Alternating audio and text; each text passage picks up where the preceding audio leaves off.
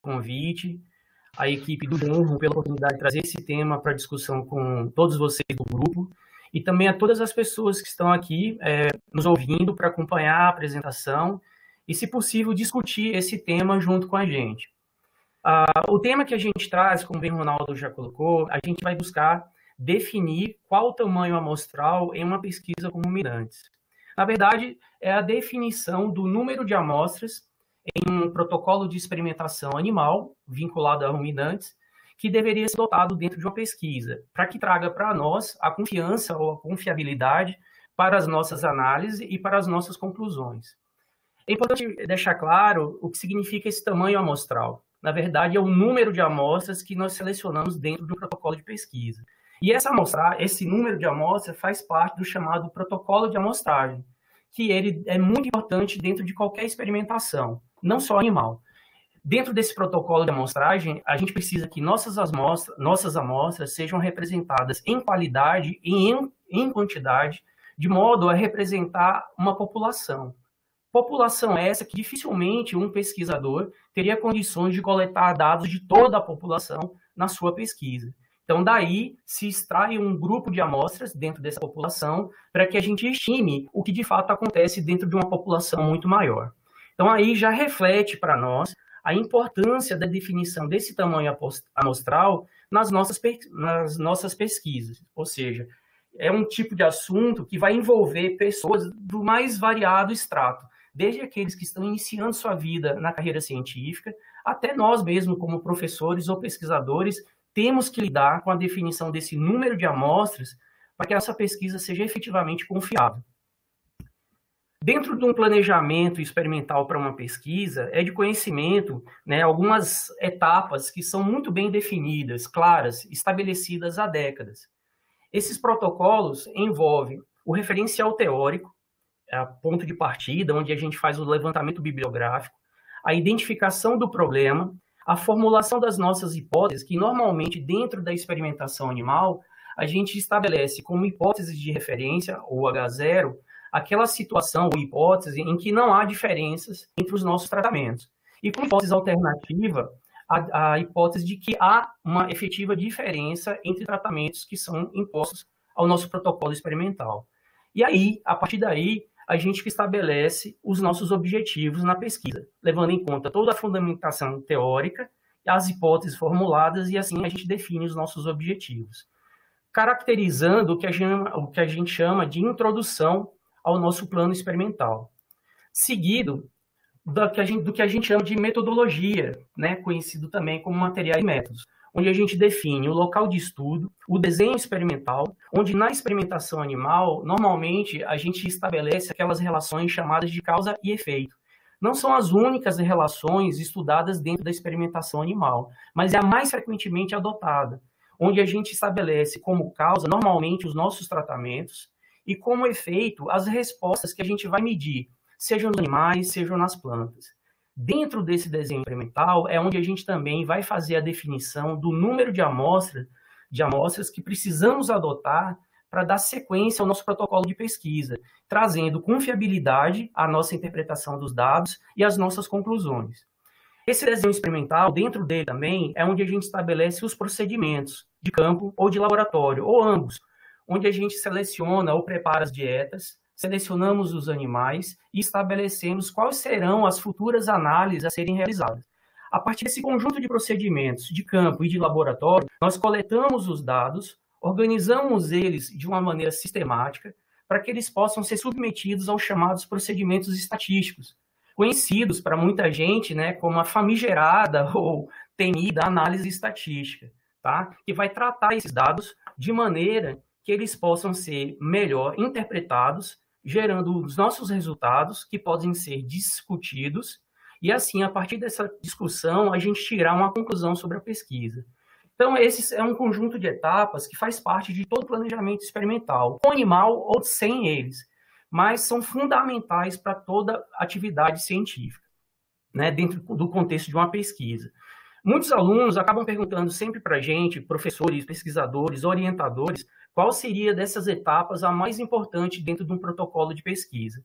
Dentro da responsabilidade nossa como pesquisador, a gente tem que dizer que tudo é muito importante. Cada etapa dessa é extremamente relevante. Mas, para determinar esse número de amostras dentro do protocolo experimental, não há como negar que o desenho experimental é a etapa mais relevante para nós. Pelo motivo de ser nessa etapa que a gente estabelece o que serão nossos tratamentos e as nossas respostas, o desenho experimental, dentro dele é de onde a gente vai estabelecer o número de amostras a serem coletadas para a futura análise. Esse desenho experimental tem relação com as hipóteses lá da parte introdutória da nossa pesquisa, como também esse desenho experimental tem relação com os procedimentos estatísticos, né, que após o procedimento de coleta de todos os dados, esses dados são tratados estatisticamente para que a gente consiga seguir as demais etapas. Ou seja, o desenho experimental passa a ser uma etapa crucial dentro do processo de experimentação com animais, em que a gente tem que tomar todo o cuidado para que não ocorra nenhuma falha desse ponto em diante da nossa pesquisa. Caso contrário, a gente pode comprometer a interpretação dos nossos resultados, a discussão e até mesmo inviabilizar a conclusão da nossa pesquisa. Dentro desse protocolo, ou da definição do desenho experimental, é importante que a gente diga que a gente gasta ou investe não apenas tempo nessa etapa, mas também recursos financeiros, porque é a partir da definição desse desenho que a gente busca recursos em capital e custeio para desenvolver o nosso protocolo de experimentação. Então, é uma responsabilidade muito grande do pesquisador definir claramente o que é o desenho experimental dele, qual é o número de amostras que ele vai trabalhar, para que isso não comprometa a conclusão da sua pesquisa. Algumas pessoas relatam que, pelo fato desse desenho experimental ter relação com os procedimentos estatísticos, normalmente não dão aquela importância tão grande, acreditando que quando chegar os dados na mão de um estatístico, ele vai conseguir resolver prováveis falhas no desenho experimental. Isso é motivo de crítica muito grande dentro da experimentação.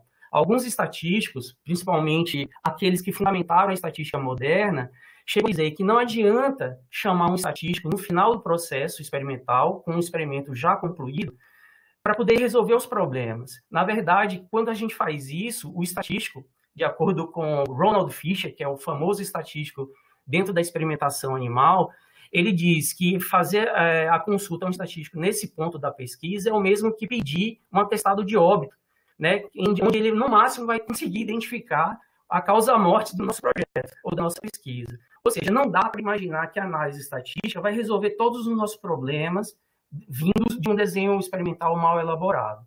Então, daí a importância dessa etapa, onde a gente vai fazer o cálculo ou a determinação do número de amostras. Bom, dentro desse desenho experimental, Fisher, como eu já mencionei, e o Cox, que são dois estatísticos que fundamentaram a estatística moderna, já estabeleciam, na década de 60, critérios considerados fundamentais dentro da experimentação, dentro da ótica da experimentação animal ou não, tá? Esses requisitos ou princípios estabelecidos por eles colocam como exigência dentro desse desenho experimental a necessidade de repetição das nossas unidades experimentais, conhecido também como nossas amostras. É preciso que tenhamos uma repetição de amostras a partir de dados coletados de uma população, através da nossa amostragem, para que a gente tenha acesso aos chamados estimadores, muito conhecidos da maioria de vocês. Né? Entre os estimadores mais comuns, nós temos a média, o desvio padrão e a variância. E esses estimadores são fundamentais para a gente definir qual é o número de amostras que a gente precisa ter no protocolo de pesquisa para que ela seja confiável. Entre outros princípios, a gente tem também a casualização dessas amostras.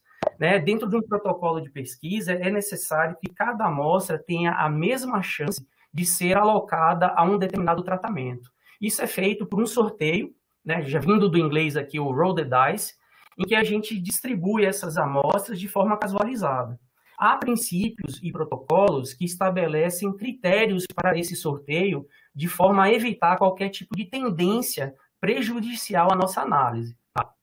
Além da casualização, também é um requisito básico ou fundamental a uniformidade das nossas amostras.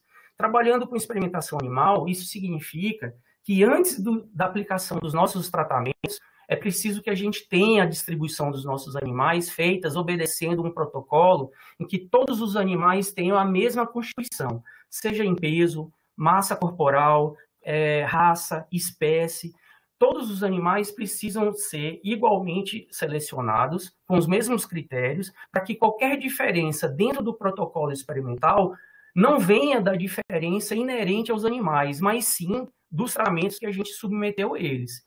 E é preciso que esses tratamentos sejam devidamente delimitados para que qualquer diferença entre os animais ou nossas amostras sejam decorrentes dos tratamentos, e não ao chamado erro experimental, que faz parte de qualquer protocolo de pesquisa. Tá? O que o pesquisador faz é estabelecer limites dentro do aceitável do chamado erro experimental. Tá? Limites que são considerados pequenos de erro, para que a gente tenha a confiabilidade necessária nas nossas análises e nas nossas conclusões. Além disso, como quinto ponto desses requisitos básicos, Cox e Fischer determinam aqui a necessidade da uniformidade do meio. É o que eu costumo dizer, chova ou sol, todos os tratamentos no protocolo de experimentação têm que passar pelas mesmas circunstâncias, pelas mesmas condições. As únicas diferenças verificadas devem ser aquelas devidas aos tratamentos, ok? Então, na verdade, entre esses 5 requisitos, a gente pode observar que as amostras fazem parte de 3 deles. Ou seja, o protocolo de amostragem, seja em qualidade ou seja em quantidade, é fundamental dentro do processo de experimentação animal.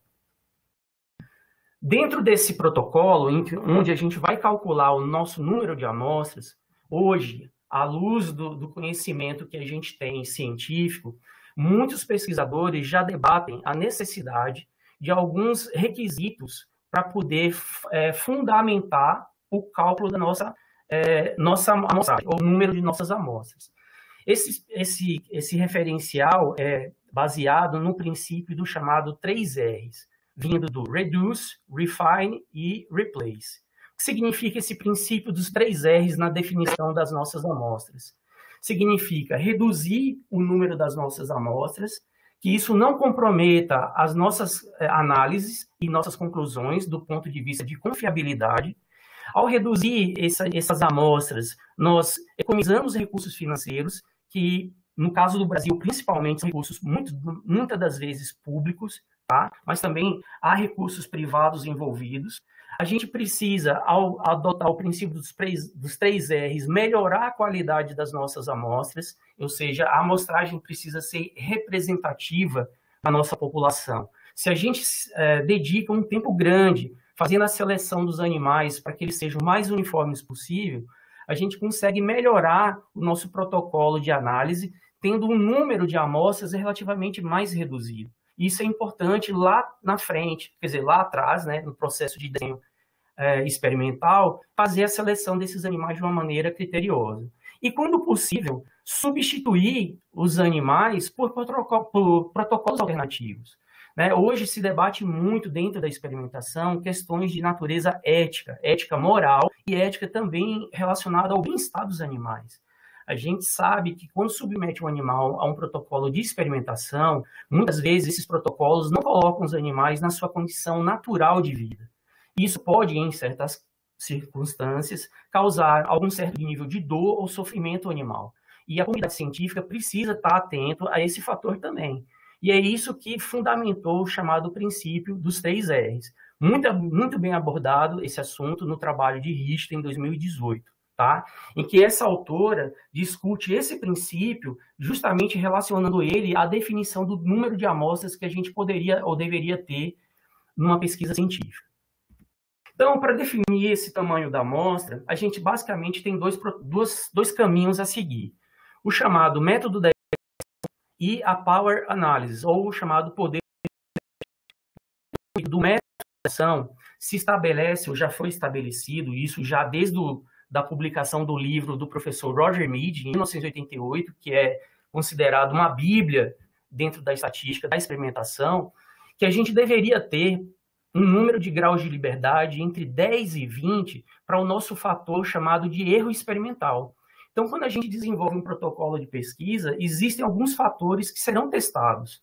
Entre esses fatores, o pesquisador, claro, tem interesse em testar os seus tratamentos, mas também é testado o erro experimental dentro desse protocolo. E para definir o número de amostras que a gente vai ter, é preciso que esse erro chamado experimental tenha entre 10 e 20 graus de liberdade. Então, esse tema já foi abordado dentro do livro, né, do professor Roger Mead, que é a referência que eu falei para vocês, mas também em artigos, em periódicos, como aqueles trazidos pelo Festing e pelo Charan e Kantara em 2013. Algumas dessas publicações ou artigos que tratam do método da equação, eles acabam abordando também a power analysis, ou o poder do teste. Né? O caso do artigo do Charan, que acaba descrevendo as duas situações, mas um trabalho muito bom da Richter, que eu já comentei, e o do Figueiredo Filho. Essas referências bibliográficas, eu tenho elas em PDF para passar para vocês também. Então, primeiro eu vou abordar o método da equação para depois passar para o poder do teste.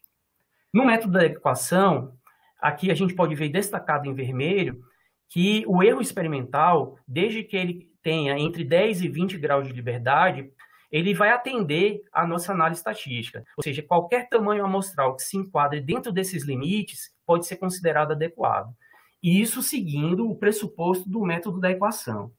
Que, no caso do trabalho do Charan e Kantara, que é esse extrato que eu trouxe para vocês, ele apresenta uma fórmula simples, em que o erro, basicamente, é resultado da diferença entre o número total de amostras que a gente prevê que vai usar num protocolo de pesquisa, menos o número total de grupos, né, ou de tratamentos que serão testados. Tá? Então, a diferença entre o número total de amostras e o número de tratamentos vai dar para a gente o chamado erro, tá? Ou grau de liberdade do erro experimental. Então, nesse exemplo que ele traz para a gente, ele tem 5 grupos, tá? Ou 5 tratamentos, sendo que dentro de cada tratamento ele tem 10 indivíduos, né? Ou 10 ratos em cada um. Ou a gente tem, na verdade, 50 unidades experimentais, ou 50 amostras, menos os 5 tratamentos, dando 45 como grau de liberdade do erro. Isso se enquadraria mais do que suficiente dentro do limite dos 10 a 20, até ultrapassou esse limite. Tá? Isso traria problema para nós? Bom, do ponto de vista estatístico, até pode ser que traga algum problema, mas o problema muito maior é em relação aos gastos que a gente vai ter com um número não necessário ou tão grande de animais para fazer o protocolo experimental. Então, a gente deveria ter, por exemplo, seguindo o limite mínimo de 10, a gente poderia ter 3 ratos para atender o limite de 10. Mas como ele tem 10, ele chegou a ter um grau de liberdade de 45, 10 ratos para cada tratamento. Significa o quê? Para que quem deveria ter 3 ratos, ter 10, ele aumentou 7 ratos. Mas o custo de um rato é uma coisa. O custo de 7 bovinos de 500 quilos é outra completamente diferente. E isso pode limitar o nosso protocolo de pesquisa. Bom, apesar do método da equação, como vocês veem aqui, ser relativamente simples de ser compreendido, esses autores já destacam que, apesar dessa simplicidade, ele não pode ser considerado tão robusto quanto o poder do teste. Esse mesmo tipo de afirmação foi estabelecida por Festing no trabalho dele, que também trouxe o exemplo dos 10 a 20 graus de liberdade, né, para o erro experimental, até fazendo referência ao livro do professor Mead, porém com uma pequena diferença na equação dele. No lugar do E, ele colocou o valor referente ao X. Esse X, ele significa o quê nesse exemplo do modelo? Ele tem um número total de amostras, que entra no cálculo, menos o número de tratamentos, igual a outra fórmula, porém existe um fator aqui chamado B, tá? Mais 1. O que é esse B? Dentro de determinados desenhos experimentais, existem fatores ou variáveis que a gente sabe que estão presentes dentro daqueles protocolos de pesquisa, mas eles não fazem parte do nosso interesse de testar ou de fazer um comparativo. Essas variáveis que interferem nos nossos tratamentos, mas elas não são desejáveis do ponto de vista do comparativo, elas são alojadas nos chamados blocos. Então, o bloco ele entra nesse modelo de equação para poder a gente chegar no número final de grau de liberdade, que, em tese, é muito parecido com a fórmula anterior. O número total de amostras a serem avaliadas dentro do projeto, do protocolo de pesquisa, menos o número de tratamentos, menos o número de blocos, mais 1 para fazer o ajuste. Isso daria 23 graus de liberdade. Bom, 23 está muito próximo dentro daquele limite dos 10 a 20, ou seja, tranquilamente poderia ser adotado seguindo a proposta do método da equação. Porém, Como Charan e Cantarha já tinham falado, Feshting reforçou que, comparado com o poder do teste, esse método da equação, vamos usar um linguajar mais metafórico aqui, é alguma coisa meio rude, né? Ou muito simplista comparado com o poder do teste. Bom, isso inviabiliza o método da equação? Depende. Eles colocam que o método da equação, para casos em que a diferença entre um tratamento e outro é relativamente grande, diferença esperada, tá? A gente ainda não colocou o projeto em andamento. Mas quando a gente espera que essas diferenças sejam grandes, pode ser que o método da equação seja funcional e efetivo. Mas na hora que a gente impõe um tratamento, vamos supor, um aditivo numa dieta, uma dosagem de um determinado medicamento, e a medida no animal não provocou uma diferença tão grande em relação àquilo que a gente esperava, pode ser que esse método da equação não seja efetivo para dar a confiabilidade necessária às nossas análises ou às nossas conclusões. Bom, para a gente não ficar em cima de fórmula matemática, a gente pode usar o exemplo do Charan e do Feshting de uma forma mais simplista. A gente pode estabelecer uma tabela em que a gente agrupa do lado esquerdo dela, né, os fatores que serão testados e do lado direito os graus de liberdade. E a regra é muito simples. A gente coloca do lado esquerdo da coluna apenas os fatores que serão testados, que no caso do exemplo do Charan e Cantarha são o efeito do tratamento, o efeito do erro e o efeito total. Com um detalhe que no caso dos graus de liberdade, a gente desconta 1 grau de liberdade para cada fator. Mas por que descontar 1 grau de liberdade? Porque esses fatores que estão aqui à esquerda da tabela, eles serão estimados. E no processo de estimativa desses fatores, a gente já consome 1 grau de liberdade do valor total. Como a gente tem 50 amostras no total, ela vem para a tabela como 49. Como são 5 tratamentos, a gente tem 4. E o erro experimental, o grau de liberdade dele é obtido pela diferença. Mesma coisa a gente pode fazer com o exemplo do Feshting, tá? Exemplificando o caso do Feshting, a gente tem, além do efeito do tratamento, do erro e do tal, o fator do bloco, que controla aquelas variações ditas indesejáveis. Então, a gente faz o mesmo procedimento. São 30 amostras no total, vem para a tabela 29. Tratamentos são 3, vem para a tabela 2. Blocos são 5, vem para a tabela 4. O resultado são os mesmos daqueles mostrados pela equação. A gente não tem que decorar a equação nenhuma. A gente tem que entender aquilo que a gente quer testar e os graus de liberdade que a gente vai obter.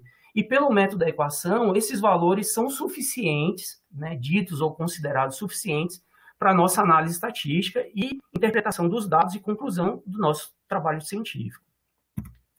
Bom, aí vem o contraponto, a análise do poder do teste, né, ou power analysis. Aí sim, nesse caso do poder do teste, nós temos um conjunto de medidas que interferem no poder do teste, que dá a esse poder do teste um grau de robustez muito maior do que o método da equação. Apesar de hoje, 2020, a gente tem diversas publicações que ainda se amparam no método da equação, sistematicamente, vários pesquisadores ao redor de todo o mundo começaram a, não vou dizer condenar, mas começaram a deixar de lado o método da equação a favor do teste, da análise do poder, ou do poder do teste, né, na verdade. Porque ele é muito mais robusto na sua caracterização. De acordo com Hare, né, a interpretação, o conceito do poder do teste é aquele que define a nossa probabilidade de corretamente rejeitar a hipótese de nulidade. Lembrem-se, a hipótese de nulidade é aquela que todos os nossos tratamentos, por exemplo, são iguais. Então, a gente pode, provavelmente, usando o poder do teste, definir a nossa probabilidade de corretamente rejeitar essa hipótese quando ela deve ser efetivamente rejeitada. Tá? Isso é muito importante no conceito do poder do teste, que é diferente do nível de significância, aquele famoso alfa, que a gente vai ver daqui a pouco. Então, entre esses fatores aqui que interferem no poder do teste, a gente tem o tamanho do efeito, que é a diferença nas médias entre os grupos ou os tratamentos que serão comparados, sejam eles dados quantitativos ou qualitativos. Leva em conta o desvio padrão, que é a variabilidade entre as nossas amostras. O nível de significância, que é a medida do erro experimental tolerado pelo pesquisador. Então, esse nível de significância é estabelecido no início do planejamento, tá? Convencionalmente, a comunidade científica internacional acaba adotando o valor do alfa de 5%. Não existe nenhuma literatura que obrigue a gente a usar esse valor, tá? É bom deixar isso claro. Mas, por convenção, muita gente acabou usando esse valor como limite de tolerância ao nosso erro experimental. Esse erro experimental é aquele que define a nossa probabilidade em 0,05. Valores acima desse limite, a gente aceita a hipótese. Valores abaixo desse limite, de 0,05, a gente rejeita ela. Porém, dentro dessa margem de significância, significa que ao rejeitar uma hipótese considerada nula ou de igualdade, nós caímos também num tipo de erro conhecido, né, como erro tipo 1, que é o fato da gente rejeitar uma hipótese quando ela não deveria ter sido rejeitada. Tá? Então, isso daí é o que caracteriza a margem de tolerância ao erro no nosso protocolo de pesquisa, que é diferente do poder do teste, como já foi mencionado pelo Hare, que é a medida da probabilidade da gente encontrar efeito quando ele de fato existe. Tá? Esse nível de significância de 5% para o nosso alfa, ou erro considerado tipo 1, ele é baseado na nossa hipótese nula, ou H0. Já esse poder do teste, ele vem da nossa hipótese alternativa, de que haja diferença entre os nossos tratamentos, tá? Então, esse 5% não implica que aqui tem que ser 95%. Esse poder do teste é extraído da nossa hipótese alternativa. E a direção do efeito também interfere nesse poder do teste. Algumas medidas biológicas, quando a gente varia o nosso tratamento, elas podem crescer ou elas podem diminuir, dependendo da medida biológica. E algumas medidas ou só crescem ou só diminuem. Isso é o que vai caracterizar a distribuição dos nossos dados com a faixa de rejeição unilateral ou unicaudal ou bicaudal, ou seja, a gente tem uma faixa de rejeição de um lado da curva e do outro, tá? E por último, né, outro fator que interfere no poder do teste é o chamado teste estatístico, né, que são vários, né, teste T, Q quadrado, ANOVA, testes não paramétricos, teste comparam médias, né, teste Duncan, Tukey, Shefé e vários outros. É importante notar que alguns testes podem carregar mais erro tipo 1 e alguns testes podem carregar mais o erro tipo 2, que a gente vai ver mais adiante. Simplificando essas interações, a gente coloca elas aqui de acordo com o trabalho do FAST, em que o número de amostras dentro do nosso protocolo de pesquisa vai ser colocado por muitos fatores.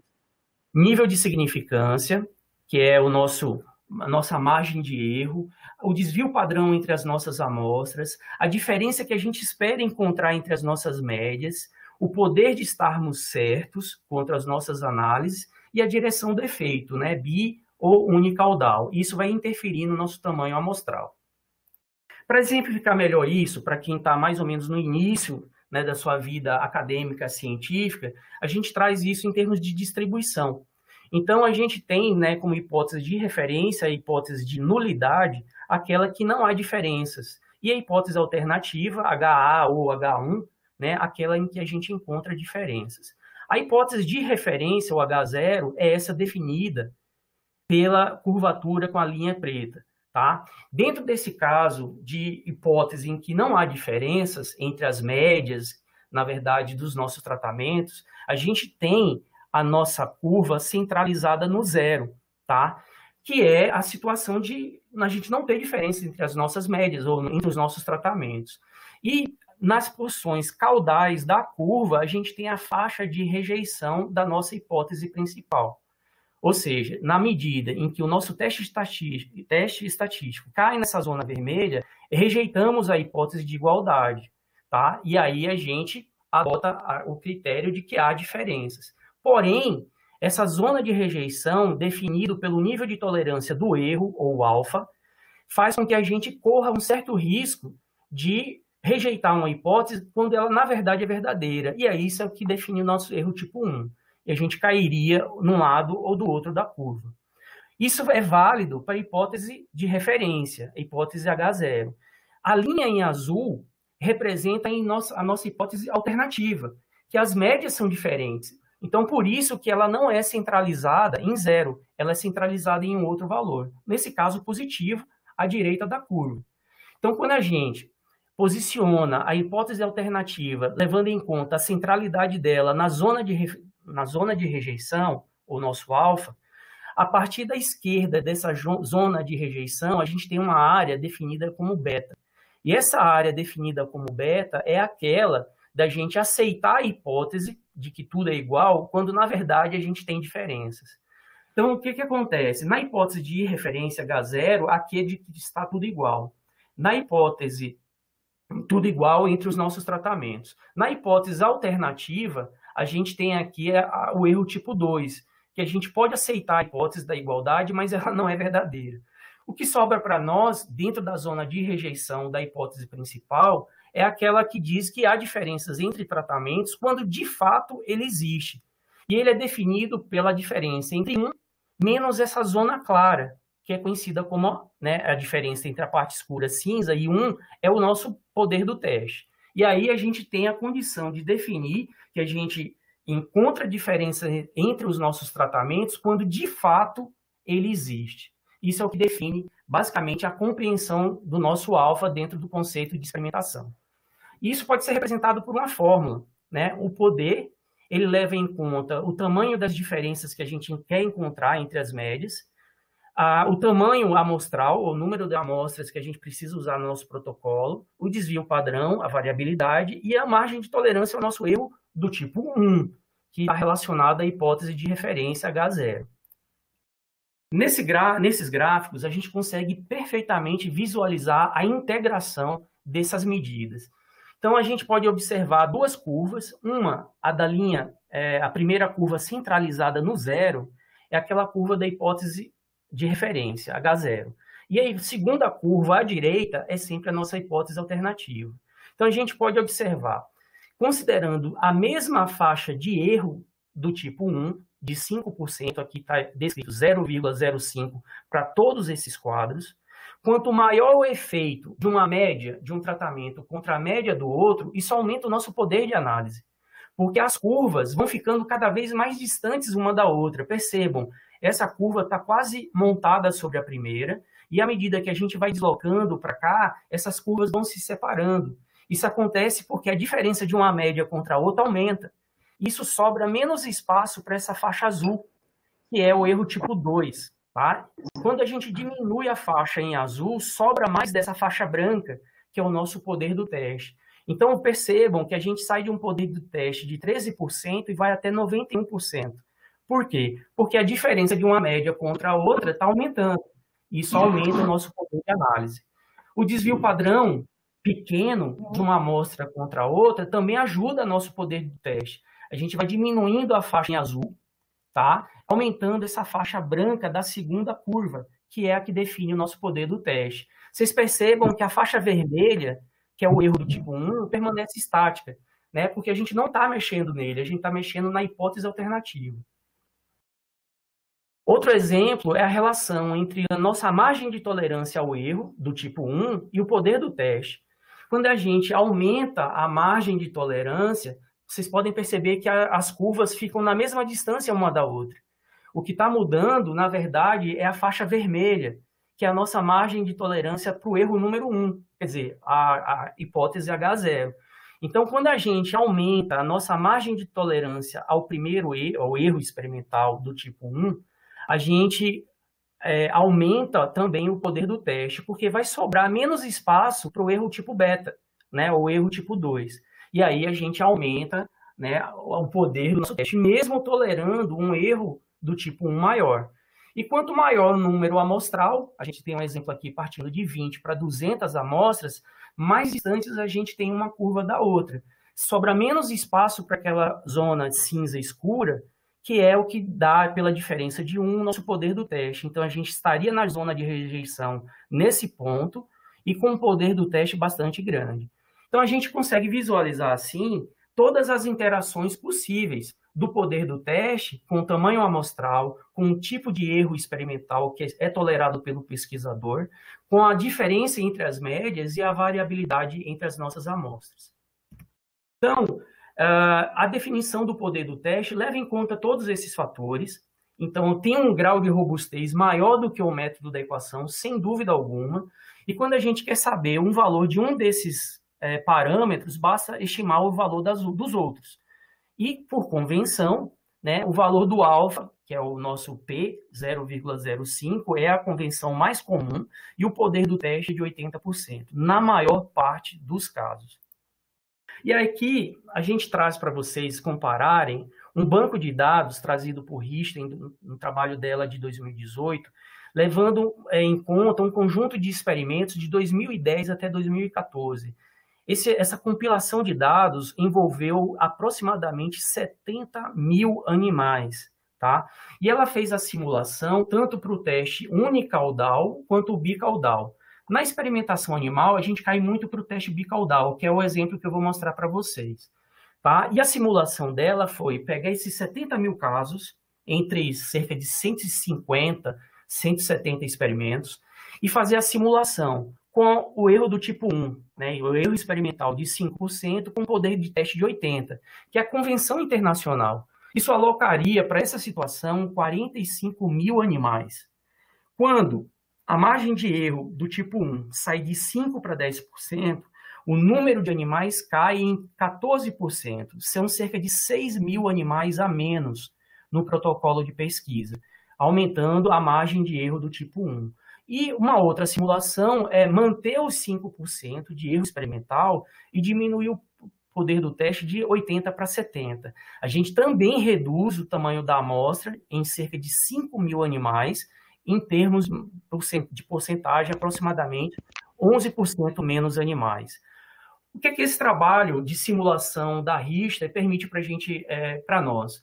Interpretar que quando a gente define aquele princípio dos 3 R's, essa redução do tamanho amostral, ela tem impacto financeiro nos protocolos de pesquisa, mão de obra, tempo dedicado às coletas dos dados, e a gente passa a fazer uma reflexão se esse protocolo considerado universal, de 5% para 80% de poder do teste, realmente ele deve fazer parte da nossa vida científica em todas as etapas da experimentação. Fazendo um comparativo com o caso para humanos, e agora com o assunto da Covid, isso está muito um assunto muito em voga, a gente tem, com a experimentação com humanos, fases diferentes da experimentação, chamada fase 1, fase 2, fase 3. Fase 3, se eu não estou enganado, é a chamada fase clínica, tá? Em que o experimento tem uma natureza muito mais confirmatória. Já as fases iniciais pode ser trabalhada com um nível de erro tipo 1 diferente desse padrão de 5% ou esse poder de teste. Tá? Será que a gente precisa, dentro do princípio dos 3 R's, trabalhar com um experimento confirmatório com o mesmo nível de rigor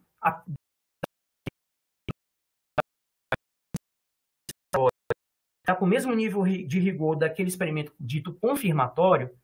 Então, dentro da experimentação, a gente vê que isso não é realmente uma necessidade. Porém, a comunidade científica internacional, dentro da experimentação com ruminantes, acaba seguindo critérios de rigor extremamente altos, muitas vezes em pesquisas que não são confirmatórias. E aí a gente começa a gastar recursos.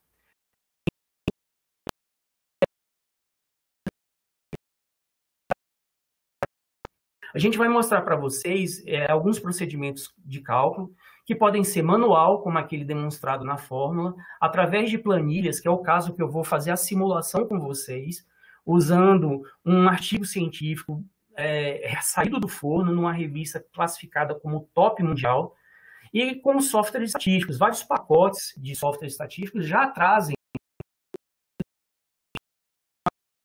com planilha que elas estão mais acessíveis à comunidade científica. Então, aqui um exemplo de um site, né, do serviço, do Laboratório de Serviço Animal do governo chinês. A gente pode acessar a página e fazer o download da planilha deles. Essa planilha deles cabe em uma única aba, tá? Eu só desmembrei ela aqui para poder caber na tela para vocês enxergarem. E o cálculo do tamanho da amostra leva em conta as médias entre os tratamentos, aqui grupo 1, grupo 2, o desvio padrão. Oi. Desculpe me fazer uma interrupção, só para orientar o pessoal que talvez não esteja muito habituado com o sistema. Se vocês quiserem ampliar essa tela aí que o Américo está mostrando, aqui à direita, aqui, logo depois de... Para mim aparece à direita, né? Em cima, tem um ícone de expansão. Ele tem 4 setinhas, uma para cada canto. esquerdo superior, esquerdo inferior, direito inferior e direito superior. Se você clicar aí, ele vai ampliar para a tela inteira o slide do Américo e talvez fique mais fácil de vocês virem os itens que ele está apresentando aí. Ok? Se alguém tiver dúvida, chama aí no chat privado que a gente explica melhor. Obrigado, Américo, desculpa. Valeu, perfeito, Ronaldo, ótimo. Realmente, é melhor expandir a tela, porque o print que eu dei na planilha pode ficar pequeno realmente para vocês. Então, pessoal, eu recomendo que expandam a tela o máximo possível. Bom, então voltando aqui, né, então a gente tem na planilha um espaço dedicado às médias dos 2 tratamentos, né? Depois vocês podem me perguntar na seção de perguntas o que seria o caso de condições que a gente tem mais de 2 tratamentos, tá? Mas aí aqui o exemplo da planilha traz 2 tratamentos, a gente coloca o desvio padrão, que pode ser o mesmo, né? Alguns trabalhos de pesquisa, né, trazem desvio padrão comum para os 2 tratamentos, outros trazem o desvio padrão individualizado para cada tratamento. Vai depender da situação. Então, a gente introduz aqui na planilha as médias, o desvio padrão, e ela vai calcular para a gente qual é o número de amostras para que o nosso protocolo de pesquisa tenha a probabilidade do 0,05 com poder de teste de 80%, assumido nessa célula em laranja, tá? E isso vai ser mostrado o número de amostras por tratamento, tá? E vai aparecer também qual seria o número de amostras para ter poder de teste diferente e alfas diferentes também, tá? Alfas mais rigorosos, 0,02, 0,01. Esse é o exemplo da planilha.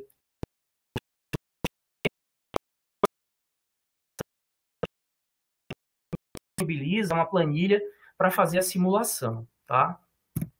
Eu dei o print na planilha deles. Ela é muito parecida com aquela apresentada pelo Laboratório de Serviço Animal chinês, do governo chinês.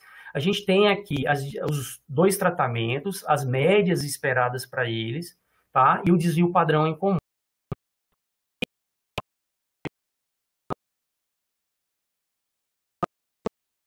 E um poder de teste de 80. Isso significa que a gente deveria ter 4 amostras para cada tratamento. Claro, se tivéssemos apenas 2 tratamentos, nós precisaríamos ter 8 amostras para representar de maneira adequada dentro desse alfa, dentro desse poder, as nossas diferenças. E esse é um exemplo que eu trago do Instituto Roslin, que é o Instituto de Referência Mundial na Ciência Animal, né, vinculado à Universidade de Edimburgo, na Escócia.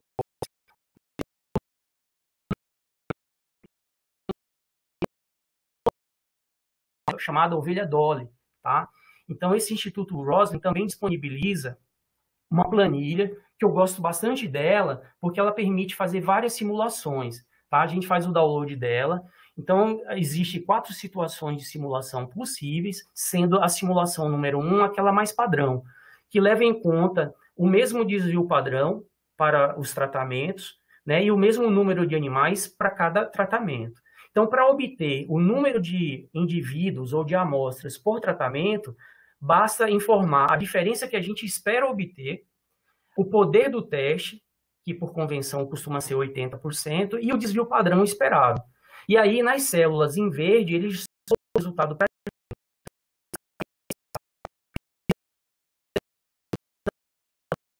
tá? E a gente pode fazer a matemática ou estatística reversa. A gente pode ir colocando o número de animais que a gente tem à disposição ou pretende usar, e em função da diferença nas médias e do desvio padrão, descobrir o nosso poder do teste, tá? Então, isso é o caso de um cálculo mais padrão. A opção número 2 é uma situação em que a gente tem um desvio padrão para cada tratamento. Às vezes, a gente tem isso nas tabelas dos artigos, e a gente informa o desvio padrão, né, diferente para cada tratamento, a diferença esperada e o poder do teste. E assim a gente consegue fazer as nossas simulações.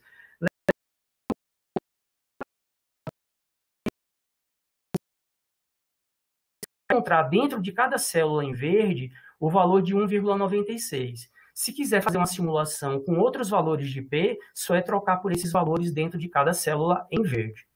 Então, eu vou usar para vocês, na simulação, um artigo publicado na Animal Feed Science and Technology, que é considerado uma revista padrão A1, tá? Ou top mundialmente dentro da área da zootecnia. Essa é um artigo que eu trouxe para fazer a simulação de 2020, acho que do mês passado, há 2 meses atrás, ou seja, é um artigo rigorosamente bastante novo, tá? Que aborda, no seu protocolo de pesquisa, a substituição de feno e de silagem de trigo por feno e silagem de cevada, fornecida para vacas em lactação de alta capacidade produtiva, que recebem dietas com uma pequena quantidade de volumoso. Tá? Eu quero deixar bem claro que essa simulação não é para desmerecer o trabalho que foi publicado, longe disso.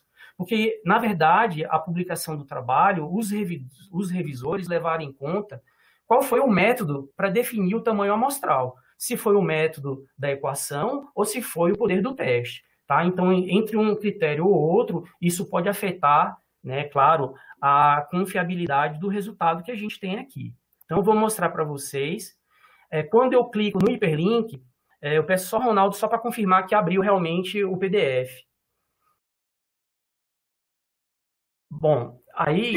Abriu o PDF. Estamos vendo o PDF. O título Perfeito. Da palestra, do artigo e o nome da revista, né? Perfeito. Vocês estão acessando o PDF... Estava morrendo de medo de você abrir um artigo nosso aí, está cheio de erro estatístico. Que bom que é desse povo aí. Tudo bem. Eu estou rolando a página, pessoal, desse artigo, só para poder destacar para vocês alguns pontos fundamentais. Então, está aqui, né, eu marquei em amarelo. Então, é um artigo que testa o trigo contra a cevada, perfeito. Foram extraídas 4 amostras para o comparativo do feno de trigo e o feno de cevada. Tá? 4 amostras para cada um. Ou seja, a gente tem 8 amostras no total para o comparativo do feno. Para o comparativo de silagem, de trigo, de cevada, foram retiradas 3 amostras cada. Ou seja, a gente tem 6 amostras para o comparativo de silagem. Ok? Aí aqui a gente tem uma tabela de resultados dos autores com FDN, amido e matéria seca, tá? As médias. Não tem o desvio padrão, mas tem o erro padrão da média. E tem o valor do P, tá? Que define se houve diferença ou não entre os nossos tratamentos. Tá? Esse erro padrão da média, a partir dele, a gente pode calcular o nosso chamado desvio padrão, que a gente precisa para fazer a simulação. Então, o desvio padrão vai ser o próprio 100, né, o erro padrão da média, multiplicado pela raiz quadrada do número de amostras que foram adotadas. No caso da silagem, foram 6 no total. Tá? No caso do feno, foram 8 no total. Então, a gente vai fazer essa simulação. Aqui a gente tem a caracterização do tratamento com trigo, que não recebe cevada, e o tratamento com cevada, que não recebe o trigo. E, fundamentalmente, aqui a gente tem 42 vacas submetidas a essa análise, sendo distribuída 21 vacas para o trigo e 21 vacas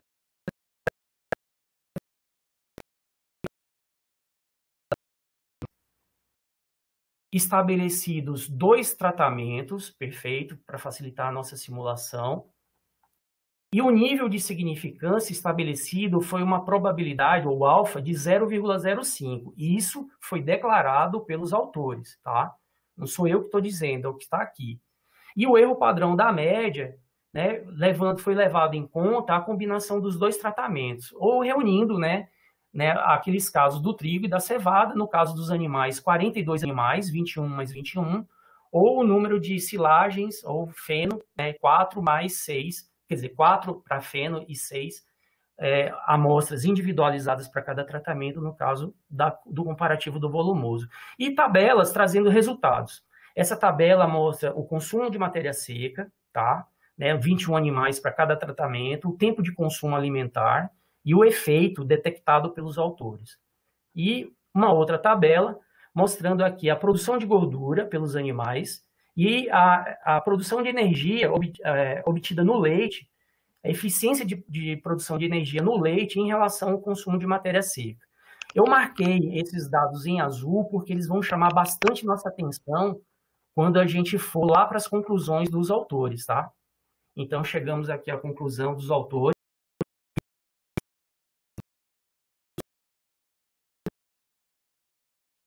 Contida no leite. Então, esses são os dados principais. Voltando para a apresentação, vou mostrar para vocês a simulação com a equação e com a planilha. Pela equação, considerando apenas o comparativo de volumosos, sem considerar os animais, nós temos 4 graus de liberdade para o erro experimental, né? São 2 tratamentos, trigo e cevada, e 6 amostras no total. Isso dá 4, pessoal, 4 graus de liberdade, considerando o pressuposto da equação que o mínimo deveria ser 10. O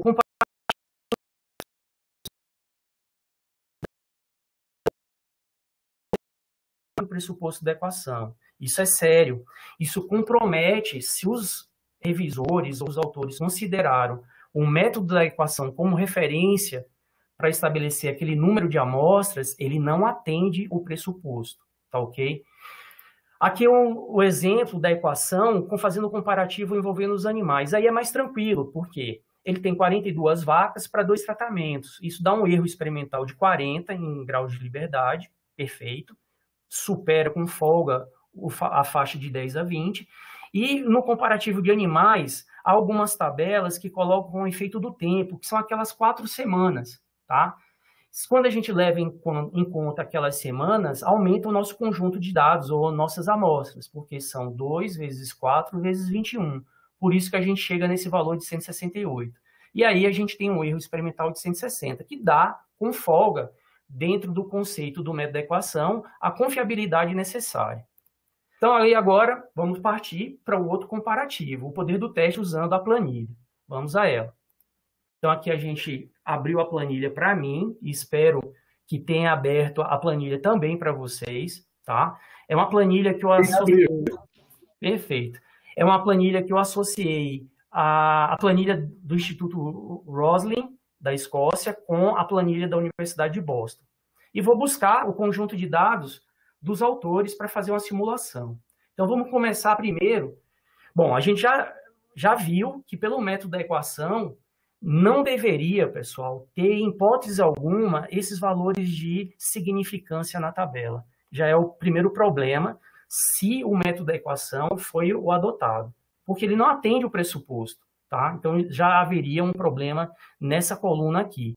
Não haveria problema de colocar as médias e o erro padrão, mas esse nível de efeito, ele não deveria estar aqui, pelo método da equação. Fazendo a simulação com a planilha, vamos pegar, por exemplo, o caso da fibra detergente neutra, que houve um comparativo de 533, né, gramas por quilo, ou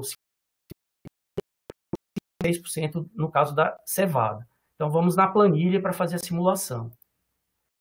Vou usar primeiro a planilha de Boston. Então, são 533 contra 562.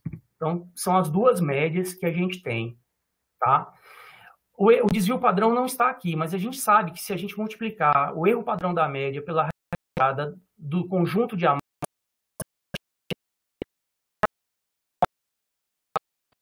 calculador aí com vocês podem acompanhar, só eu multiplicar 5 vezes a raiz quadrada de 8, dá 14,14. Então, eu vou na planilha e coloco esse valor. Então, vejam, para ter um P de 0,05 com 80% de certeza de que esse efeito é efetivo, ele precisaria ter 4 amostras para cada tratamento. Felizmente, ele tinha isso e esse valor de P que está aqui, pelo poder do teste, está correto. Vamos fazer a simulação com o amido, que chamou a atenção, voltando para a planilha de Boston. O amido, vamos voltar os valores dele, são 16 e 14. Então, vou colocar aqui 16 e 14. E vou colocar o desvio padrão. O desvio padrão vai ser 0,7 vezes a raiz quadrada do total de amostras. 0,7 vezes a raiz quadrada do total.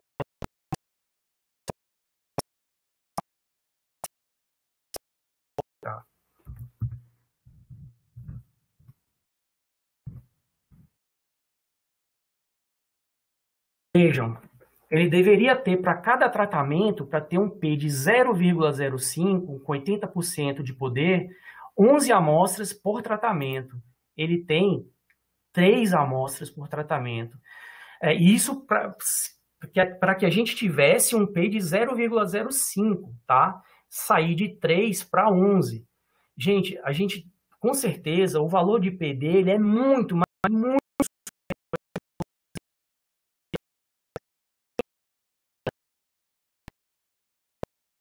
já teria, ou seja, a gente está diminuindo as amostras para cima, com 9 amostras a gente já teria 0,10. Com 3, esse valor provavelmente seria 0,15, 0,20 ou um valor ainda maior. Ou seja, não dá para confiar nesse valor de significância colocado pelos autores. É uma simulação com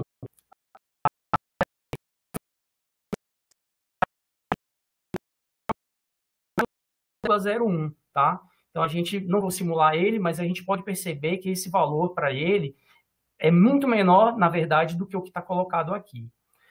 Bom, considerando o poder do teste, a gente viu casos que se adequam, casos que não se adequam, o valor do P, e aqui também não se adequam, mas pelo menos a diferença de uma média com a outra, ela existe, menos mal. Mas o problema maior, pessoal, é quando a gente parte para o comparativo usando os animais. Aí a coisa complica. Né? Ele tem 21 animais para o trigo e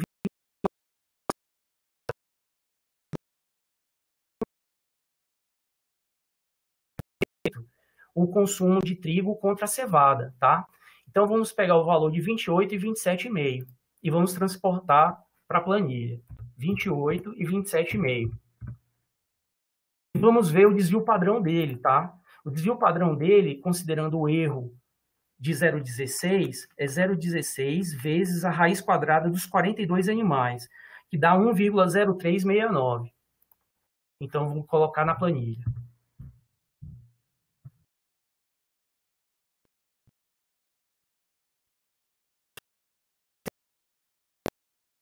Seja ou fosse significativo, a 0,05 e com 80% de poder do teste, deveria ser de 67 animais para cada tratamento. Ele tem 21 animais por tratamento. Ou seja, esse valor não houve, de fato, efeito sobre o consumo de matéria seca, trocando o trigo pela cevada. Percebam o tamanho do problema em ele afirmar que houve diferença quando não houve. A mesma coisa eu posso fazer aqui, transportando os dados para o tempo de consumo. Mas antes, aproveitando essa diferença que está aqui, eu vou jogar ela para a planilha de Roslin, que usa a diferença de 0,5 e o mesmo desvio padrão.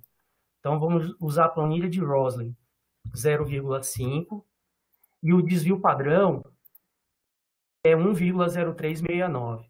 1,0369. Assumindo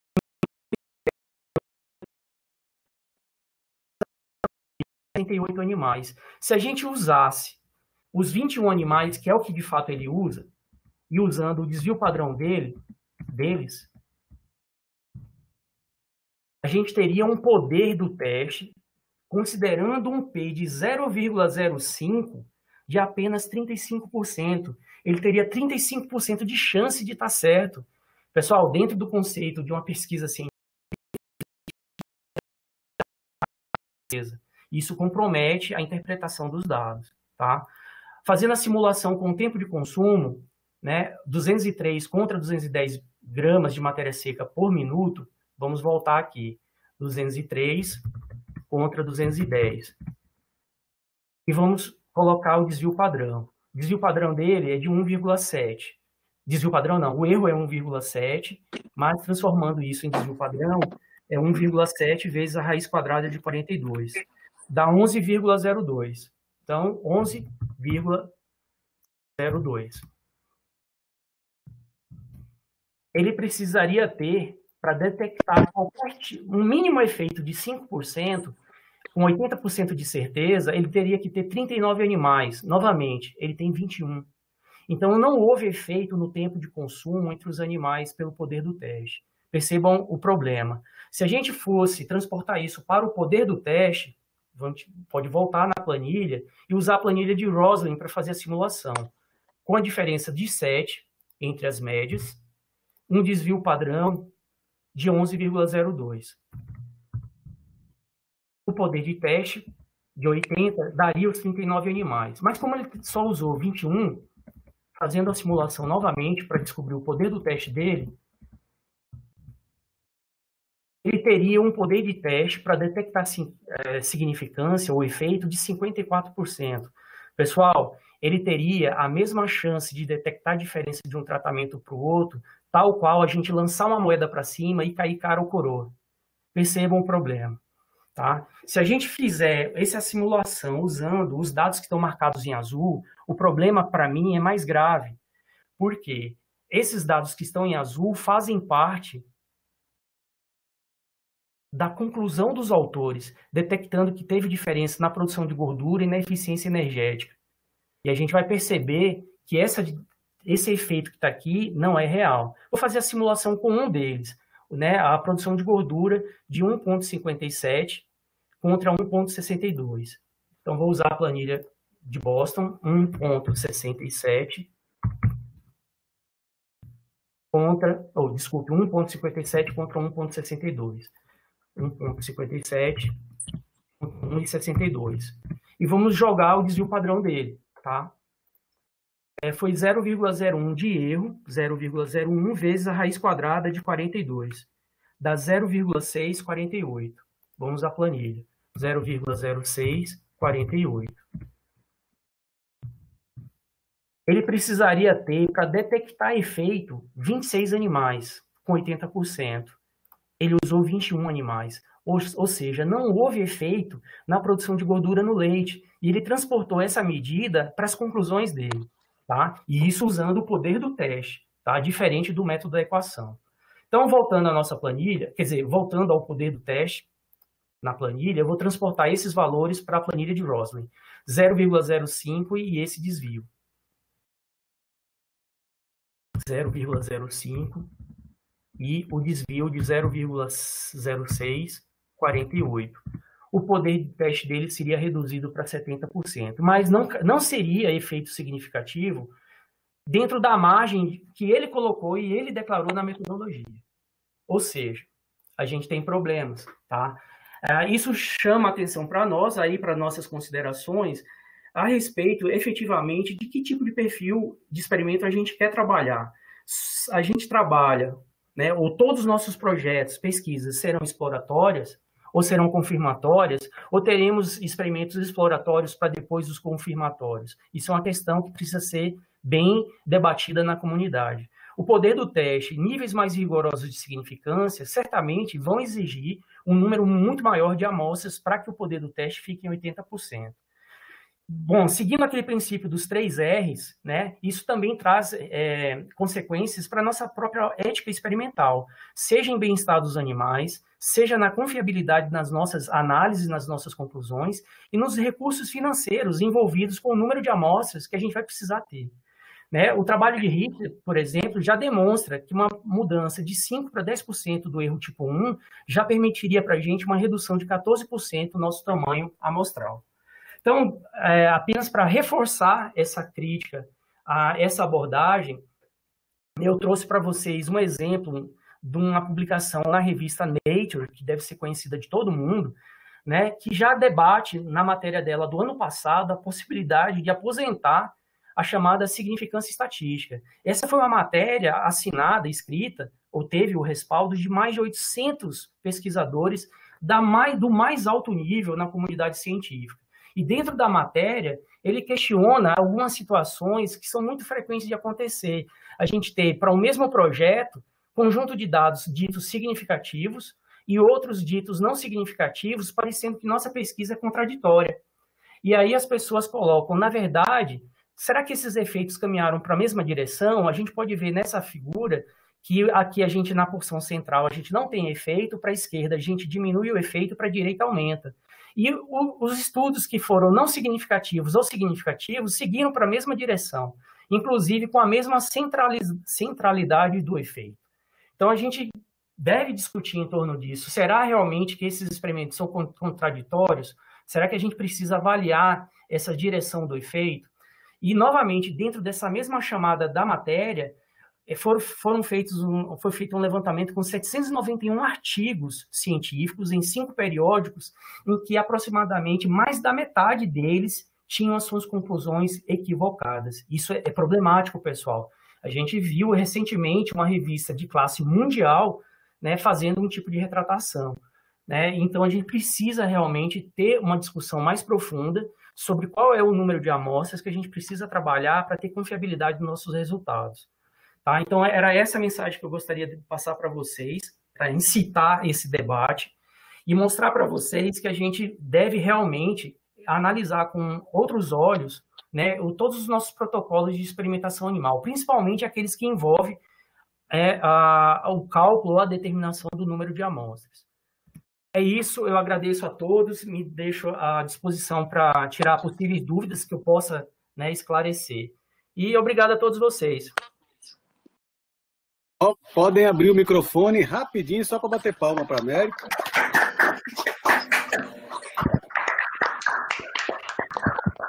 Parabéns, muito legal. Parabéns, Américo. Muito obrigado. Sensacional sua preocupação. Eu não fiquei de cabelo em pé, não foi possível, mas foi por falta de cabelo. Aqui preocupado, né, se nós estamos realmente indo na linha adequada para o tipo de análise que você apresentou para a gente. Já mandei um recadinho lá no grupo pós-graduandos, orientandos ali para a gente ficar de olho, etc. Então, assim, muito, muito ilustrativo, sensacional. Gostaria de ver a possibilidade de você, como a gente faz com todos os apresentadores aqui, que além da palestra estar sendo gravada, né, você também pudesse disponibilizar para a gente os slides, as planilhas que você utilizou e os links. A gente coloca lá numa Dropbox. O Pedro já colocou aí no bate-papo público, no chat público, mas ele pode colocar novamente, né, Pedro, aí para a gente, porque é o pessoal que chegou depois. Então, para o pessoal poder consultar, né? Pessoal, não fiquem inibidos com as perguntas. Estatística parece que é difícil, e é mesmo. Então, todo mundo tem dificuldade, então não é nenhum problema a gente fazer pergunta da mais básica à mais aprofundada. Tá? Nós estamos aqui com algumas questões já escritas e eu vou tomar a liberdade de fazer uma inversão. A Manuela está inscrita, então vou aplicar um Ladies First aqui e passar para ela para falar. Manuela, se você quiser falar, por favor, aí no microfone e quiser também abrir o vídeo, a gente te vê. Eu tenho o prazer de olhar para a sua cara. Tá saudade durante a pandemia. Ver se eu consigo me orientar.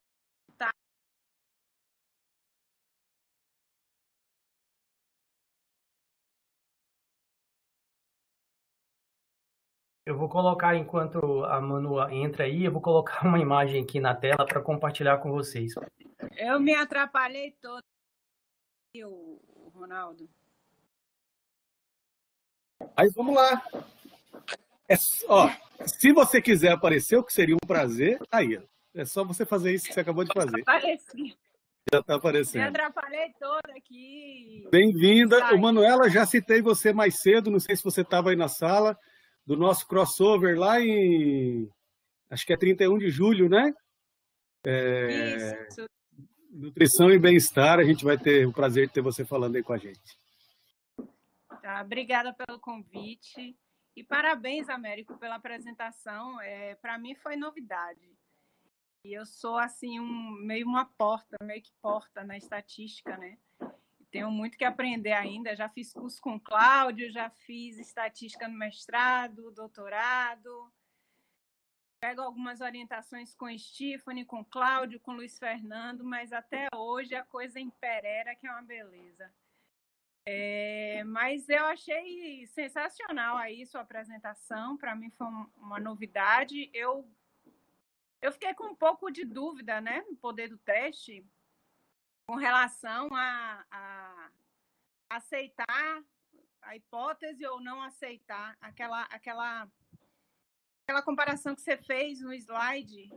Aquilo ali ficou meio confuso para mim, sobre as comparações que você fez no gráfico de aceitação a partir dos 5%. Então eu fiquei bem confusa. Eu não sei se as outras pessoas ficaram, mas em função da minha dificuldade, em compreender a estatística, eu fiquei um pouco confusa, mas eu achei assim uma abordagem que eu ainda não tinha visto.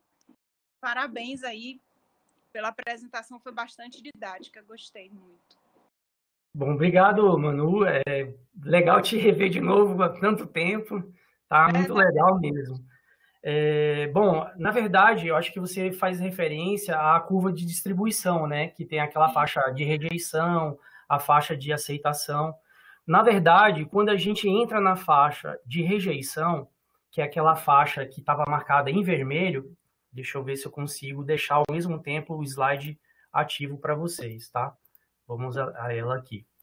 Então, quando a gente cai na faixa da chamada rejeição, que é essa daqui, esse slide, a gente tem uma possibilidade de, ao rejeitar, a gente cair no erro chamado experimental, que ele é delimitado pelo próprio pesquisador, né? A gente não tem como fazer um protocolo de pesquisa em que a gente vai ter absolutamente 100% de certeza. Então, os protocolos variam de 5%, 10%, 0,1%. Então, por menor que seja a nossa margem de tolerância, quando a gente cai na zona de erro, a gente cai na possibilidade de rejeitar algo que não deveria ser rejeitado. Tá? Esse é o primeiro ponto. O segundo ponto é que quando a gente trabalha com uma hipótese de nulidade, ou que nossos tratamentos são todos iguais, automaticamente a gente tem que criar uma outra hipótese de que eles são diferentes. Por isso vem a segunda curva. E essa segunda curva, em vez dela ter uma zona de rejeição, na verdade, ela tem uma zona de rejeição que é chamada o beta. A diferença de 1 menos aquela faixa escura cinza é o que vai dizer o poder do nosso teste, que é a gente cair na zona da faixa vermelha com a chance de estarmos efetivamente corretos. Então, isso é o que significa poder do teste. Dizer que uma coisa é quando ela de fato é. Esse é o significado do poder do teste. Legal. Assim, com relação ao número, né, de amostras, eu acho que aumentou bastante quando você adiciona o poder do teste. Esse é um problema. Eu acho que a gente tem errado bastante aí nos nossos experimentos, tem que rever muita coisa realmente. Uma crítica que a gente acaba colocando, ela acaba passando também pelos conselhos editoriais das revistas. Porque a gente pode submeter um trabalho em que o critério dele é pelo método da equação, para alguns artigos, e aí quando a gente manda um trabalho também baseado no método da equação, ele é rejeitado por parte de alguns revisores. Ou seja, a gente deveria ter um consenso de se a gente vai trabalhar por um método ou por outro. Porque fica estranho, de repente, a gente ser obrigado a mandar um artigo com uma cópia de um artigo daquela revista que a gente mandou para justificar de que o nosso método encontra respaldo dentro da própria revista. Verdade. E isso fica uma coisa meio surreal, porque não há uma padronização. E é difícil realmente que tenha. Eu concordo que os conselhos editoriais tenham essa dificuldade entre os seus revisores, mas a gente precisa ter um grau de coerência. Dentro daquele trabalho que eu usei como exemplo, ou ele escolhe o método da equação, ou ele escolhe o poder do teste. Não dá para trabalhar com os dois. Tá? Então, essa é uma crítica em relação aos autores, claro, que encaminharam o trabalho, mas também por parte da revisão do trabalho pelos revisores, né? E durante o processo de envio do artigo, você citar a metodologia, isso não interfere ou interfere? Eu acho que... Olha, se você adota o poder do teste como critério, realmente isso fortalece demais a sua justificativa estatística, porque aí não tem para onde correr. Você adotou um critério extremamente robusto, que leva em conta a variabilidade entre as amostras, a diferença detectada entre as médias, o poder do teste, a certeza de você estar certo. Então, é um critério muito mais robusto. Se você coloca que efetivamente você usou o poder do teste e que seus dados se enquadram nele, aí dificilmente alguém vai poder criticar do ponto de vista amostral. Ou seja, você tem número de amostras suficiente. Na nossa área, principalmente de Ronaldo, que trabalha com grandes, a dificuldade vai ser grande em relação às amostras. Por isso, exatamente. Por isso, a Richter coloca a necessidade da gente separar a nossa experimentação animal em fases, tá? Será que a gente precisa ter sempre experimentos feitos na condição confirmatória? Ou a gente deve ter trabalhos que são exploratórios? A gente pode trabalhar com 10% sem problema algum, desde que isso fique escrito no artigo. Olha, meu P declarado é de 0,10. Perfeito. Tá, joia, obrigada. Prazer em vê-lo novamente, Américo. Legal. Obrigado, Manu. Ô, Manu, tá faltando dinheiro para fazer com pequenos, imagine com grandes ruminantes. Imagine eu lá me batendo com as cabras, imagine. Pois é, eu já tem um bom tempo que a gente não consegue executar experimento com bovinos. Mas vamos lá. Tadeu tem algumas perguntas, né, Tadeu? Sim, senhor. Algumas questões aí que acho importante a gente falar um pouco. S'il vous plaît. Bom, eu acho que eu não abri o compartilhado, estou abrindo agora o compartilhado para ver as perguntas, mas se o Tadeu puder fazer a pergunta pelo áudio, fica melhor. Eu peço para o pessoal escrever, porque às vezes a pessoa cai, etc., a gente acaba usando. E também porque a gente copia e guarda para consultas, né? Para registro e consulta. Eu fiz uma primeira pergunta, mas eu acho que ela é menos importante para a discussão hoje, da questão do N-1, né, que você falou quando a gente estima valores. Eu queria fazer primeiro a segunda coisa que eu listei, que eu acho que ela talvez gere uma discussão mais interessante. Quando você mostra, Américo, aquelas planilhas lá do Excel, parece meio que mágica, né? Tem uns campos vazios, você preenche com o que você quer e ele lhe indica, né? Qual é o poder do teste que você vai ter para um NX ou Y, né? E aí eu queria saber se você tem alguma instrução, por exemplo, na hora que você coloca as médias, pensando que eu quero definir o N a priori, né? Você deu um exemplo aí, eu acho que é mais viável você pegar um artigo e ver se aquele N usado foi adequado. Mas, né, a gente vai começar um experimento. Aí vamos supor um experimento que eu vá ter como minha resposta analisada mais importante o ganho de peso para caprinos. E eu quero ter um valor de alfa de 5%, quero ter um poder do teste de 80%, e eu estou balanceando as dietas para que o ganho médio diário seja de 150 gramas. Quando eu for estimar o N necessário, o N mínimo necessário, qual a grandeza de diferença entre dois tratamentos para facilitar a conta? Por exemplo, se eu espero que o ganho seja de 150, eu espero ser capaz de detectar diferenças. Em que grandeza de diferença entre essas médias? Eu botei lá escrito em 10%, por exemplo. Se um ganhou 150 e o outro ganhou 165, existe alguma recomendação para a grandeza da diferença entre as médias para a gente colocar nesses estimadores? Existe sim. Ótima pergunta.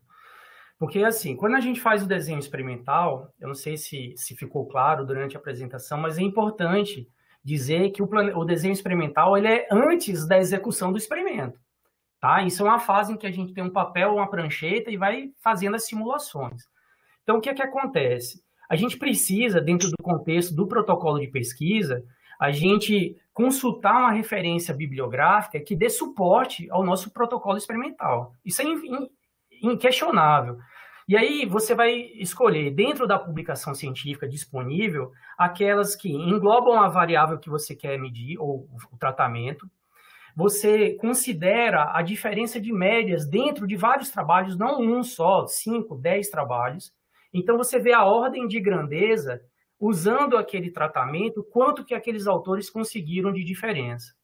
E aí você trabalha dentro da sua simulação com a projeção usando esse delta, que é a diferença que 5, 10 ou mais autores encontraram usando o mesmo produto, a mesma dieta. Quando essa informação da diferença de médias ela não é detectada, ou você não encontra com facilidade na literatura, algumas pessoas pegam o valor da média, normalmente de uma situação padrão controle, e divide ela pelo desvio padrão normalmente encontrado.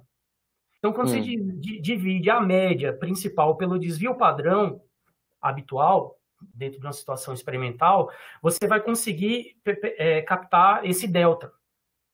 tá? Mas o mais recomendado mesmo, Tadeu, é que a gente faça esse comparativo de médias com base na informação da literatura.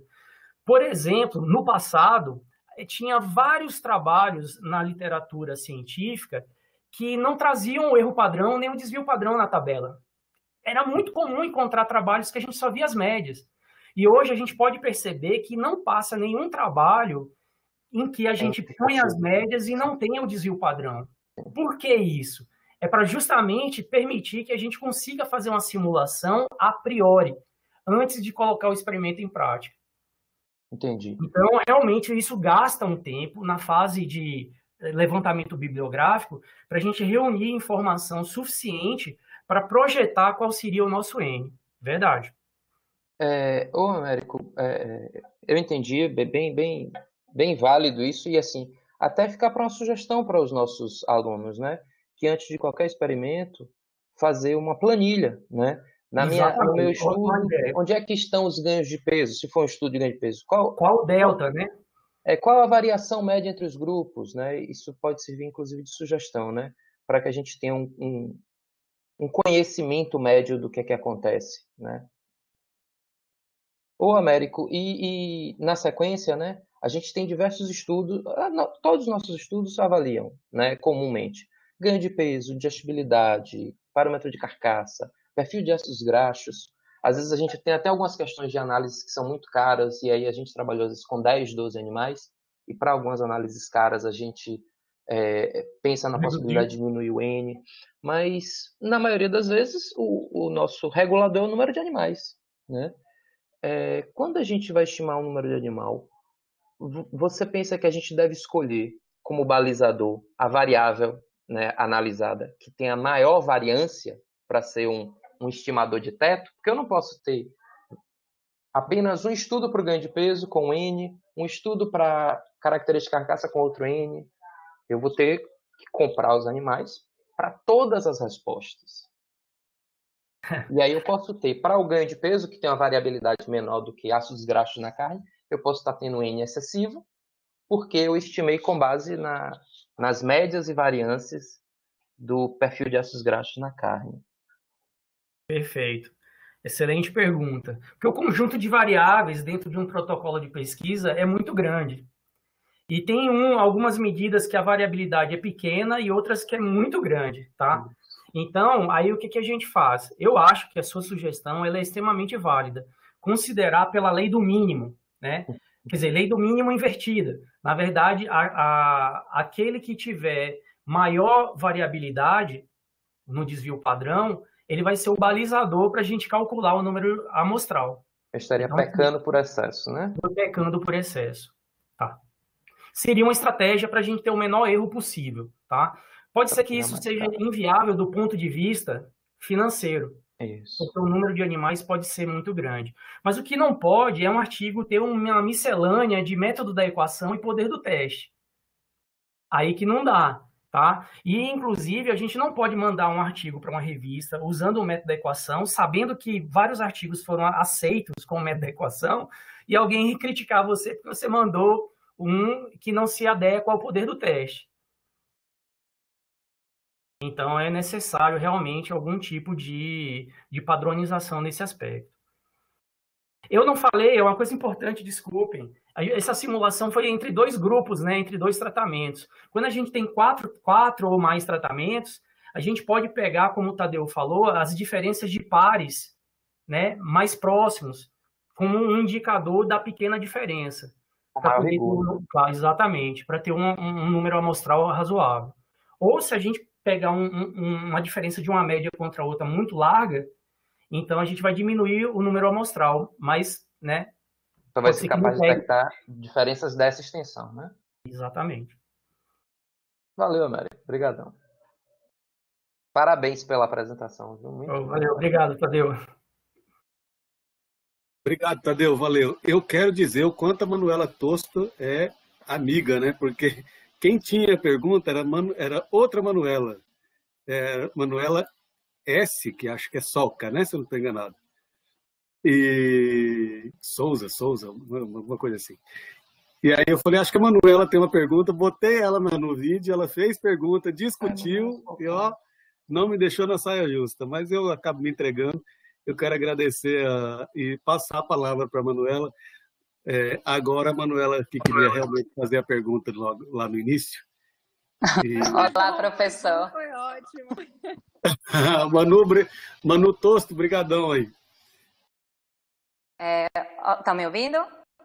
Sim. Olá, professor Ronaldo. Olá, professor Américo. Parabéns pela palestra e parabéns para o professor Ronaldo pela iniciativa, né? Eu sou professora de Bioestatística e Epidemiologia. Eu estou de Osada no grupo, tá? Trabalho mais com epidemiologia, na verdade. Muito bem-vinda. Obrigado por estar aqui conosco. Com pequenos animais e zoonoses e tudo mais. Mas eu achei a palestra brilhante. Eu acho que isso realmente é um dos problemas que a gente tem na ciência hoje em dia, a questão da reprodutibilidade dos dados por causa de análise estatísticas espúrias, né? E eu adorei que o senhor trouxe o comento da Nature. Você trouxe o comento da Nature, a gente mostra sempre isso para os alunos, então é importantíssimo isso. E também, acho que é uma mensagem que tem que ficar para os nossos alunos, né? É que o estatístico não é mágico. O estatístico ele não pode resolver os problemas no final. Então, essa planilha, ela mostra o quanto que a gente tem que ter um conhecimento a respeito daquilo que a gente faz. Então, como você disse muito bem, se a gente está fazendo um experimento exploratório, que a gente não tem noção do que a gente vai encontrar, realmente pode ser interessante aumentar, né, essa probabilidade de erro, né, esse P para um 10%. Não tem por que ficar limitado nesses 5%. Mas em contrapartida, o custo, óbvio, e em contrapartida, se a gente for fazer algum experimento que já tenha sido realizado, é importante que os alunos tenham essas medidas na cabeça, né? Então, eu gostei muito do que Tadeu falou, que tem que ter um balizador para a gente escolher qual que seria a maior diferença, menor diferença, maior variabilidade, né, menor diferença encontrada, porque realmente o ideal seria fazer um cálculo do tamanho da amostra para toda variável que a gente for avaliar. E isso ninguém faz. É impossível, ninguém faz, né? E aí o que eu escrevi aqui nas notas foi que, será que essa discrepância que esses pesquisadores encontraram também não foi atrelada à questão do teste utilizado ser paramétrico, quando na verdade os dados não eram? Porque essa é uma das coisas que eu me deparo demais, principalmente em bancas assim, de mestrado, inclusive até de doutorado, infelizmente, que o pessoal gosta muito, vamos no teste que todo mundo faz. Mas ninguém testa as premissas do teste, né? Que é uma coisa importantíssima, a independência dos dados, questão de variabilidade, de desvio padrão entre os grupos, questão de distribuição. Então, é outro fator muito importante que pode ter dado, talvez, não sei, né? Até porque eu tentei achar o artigo aqui, não consegui, não vi qual foi o teste que eles utilizaram. Então, esse que foi o meu comentário, mas eu gostaria de parabenizar muito pela palestra, acho realmente um tema muito importante. Bom, Manuela, obrigado pelas palavras. Realmente você foi no ponto certo, tá? Esse dimensionamento, é impossível fazer variável a variável, infelizmente. Então, a gente tem que ter um balizador, como o Tadeu também abordou, que permita a gente ter um número de amostras, que permita a gente fazer uma análise com confiabilidade da maior parte do conjunto de amostras, né, de amostras que a gente trabalha. Na simulação de Richter, que é um trabalho da Alemanha, que tem um banco de dados gigantesco, quase 70 mil animais, então a simulação foi feita com os dados originais e aplicando um chamado teste de Bonferroni, normalização de Bonferroni, que busca equalizar essas diferenças em termos de normalidade também. Então, a gente pôde perceber, não trouxe a tabela ajustada, mas a tabela ajustada deu mais ou menos os mesmos 11%, 14% a menos de animais com os dados ajustados, comparado com os dados não ajustados, tá? Então, assim, a gente pode, para aqueles dados que não são normais, isso acontece dentro do meio biológico, tá? Invariavelmente a gente encontra esses dados, mas há protocolos para normalizar eles, tá? Há adeptos e pessoas que são contrárias, então depende muito. Sei de pessoas que, quando tem grande parte das medidas normais, preferem normalizar uma parcela pequena que não foi normal, tá? Mas quando o conjunto é muito grande de dados não normais, aí eles aplicam um teste não paramétrico. os testes têm efeito sobre o poder do teste, tá? Os testes estatísticos têm efeito sobre o poder do teste. Só que as direções das tendências são sempre as mesmas, tá? Então, isso é importante, né, que a tendência, independente do teste que você aplica, é a mesma. Muda um pouco o valor do poder do teste, mas as tendências se mantêm. Obrigada. Eu queria me meter aí nessas perguntas aí, posso? Pode ir. Se apresente, mostre sua cara, tem um monte de gente que não te conhece. Manuela, bom dia a todos. Podia ter aberto a tela para a gente se ver, Manuela. É Solca ou Solca? Como que eu digo o seu sobrenome? Solca. Pessoal, uma coisa, todos os artigos que eu mencionei na apresentação, eu vou carregar eles aqui, é porque durante a discussão fica mais complicado a gente ficar carregando o artigo, mas eu vou carregar todos os artigos que eu mencionei na apresentação, eu vou carregar o PDF deles para vocês, inclusive no artigo da Nature, tá? Diga lá, Claudião. Beleza. Bom dia a todos. Américo, gostei muito da palestra, parabéns. Eu vou levantar umas polêmicas aqui e colocar um ponto de vista meu. O que foi falado aí, que eu acho que é uma pergunta do Matheus, que está aqui no bate-papo, como eu faço, eu vou dar um exemplo, como eu faço quando eu mando um artigo, um projeto para o SEWA. Eu falo assim, qual variável eu utilizei para estimar o meu poder do teste. Normalmente a variável que eu tenho mais interesse, eu pego as 5 que eu tenho mais interesse, vou dar um exemplo. Produção de leite, consumo de matéria seca e ganho médio diário. Um experimento de peso. Eu vejo qual é a que tem maior variabilidade, faço poder de teste e escrevo lá no projeto para o SEWA, por exemplo. Para detectar uma diferença de quilo de leite e tantos animais. Normalmente eu faço isso. Tá? Então, eu não escolho todas as variáveis, vejo a maior variabilidade, eu seleciono as variáveis que eu tenho que eu acho mais importante do meu trabalho. Quem mexe com rumen, as análises de rumen têm uma variabilidade muito alta. Se você for utilizar algumas análises, principalmente quem mexe com biohidrogenação, que é meu caso, o número de animais seria economicamente inviável. Dentro disso, é comum você ver trabalhos na área de biohidrogenação que eles colocam o P de 20%. Isso que vocês estão falando aí é difícil de nós encontrarmos, mas existe. Justamente porque é uma análise exploratória e porque nós sabemos que a variabilidade dos dados são muito altas, nós temos muita dificuldade de coletar amostras ruminais homogêneas, com variabilidade baixa, e por esses dois motivos. Só que os revisores, normalmente, a gente é muito tradicional, né? 5%, 5%, então depende, né? De quem é você no mundo da pesquisa, normalmente você vê isso os pesquisadores com renome. Mas isso aí eu já vi acontecer. Aumentar o poder do teste de coletas que nós sabemos que tem uma alta variabilidade. Uma outra coisa que eu queria comentar aí com você é um ponto de vista meu. Esse método da equação que você comentou, eu aprendi no mestrado e a partir do doutorado eu ignoro esse método completamente. Justamente porque nós conhecemos o poder do teste e ele é muito mais específico. Tá? E eu vou dar um exemplo que me deram, uma explicação que me deram. Em experimentos com química, o grau de liberdade do resíduo é 2, não é 10 nem 20, é 2, e o poder do teste é muito, muito maior. Então, ou seja, depende da variabilidade. Os graus, se eu fizer um experimento em bloco, eu diminuo meus graus de liberdade, mas a minha diminuição na variabilidade é muito maior. Então, eu ganho em poder de teste, mesmo usando o bloco.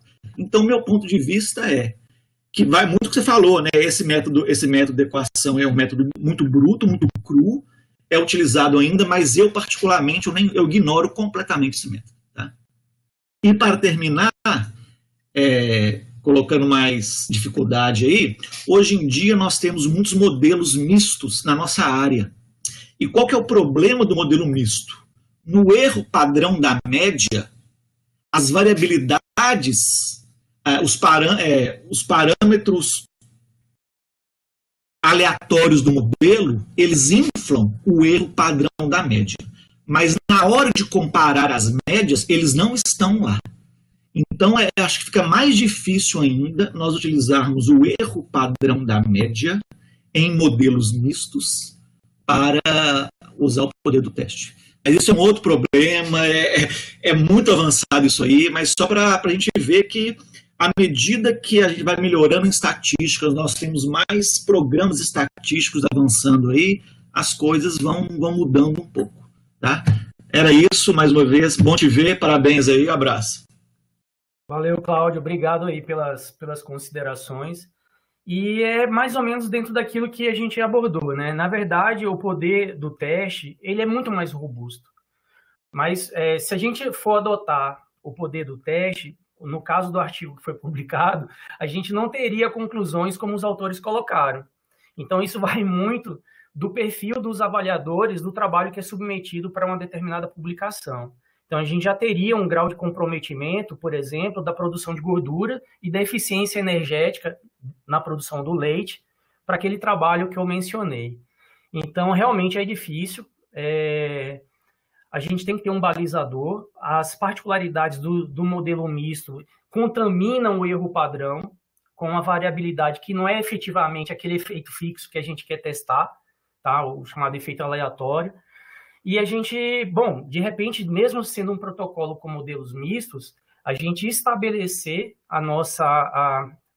o tamanho amostral livre desse efeito aleatório, realmente baseado na diferença dos tratamentos que a gente espera ter e da variabilidade devida unicamente ao tratamento, tá? Com os efeitos fixos, livre dos efeitos aleatórios. Então, seria uma alternativa. Eu sei que é um procedimento muito mais complexo, tá, para ter que lidar, mas infelizmente, quando a gente trabalha, eu já vi casos em que o trabalho não atende o método da equação e não atende o poder do teste. Olha a gravidade do problema. E aí você começa a fazer a leitura das tabelas e todos os P's que o estudante colocou na defesa de dissertação ou de tese estão errados. Imagina o tamanho do problema. Entendeu? Isso depois vai ser utilizado para a produção de um artigo científico. Então, realmente, a gente precisa ter esse cuidado e tudo começa da revisão de literatura. Né? Como o Tadeu abordou, a gente precisa coletar banco de dados, fazer os nossos alunos irem atrás dessa informação para a gente conseguir ter o delta esperado entre um tratamento e o outro e ter a variabilidade das nossas amostras. Perfeito.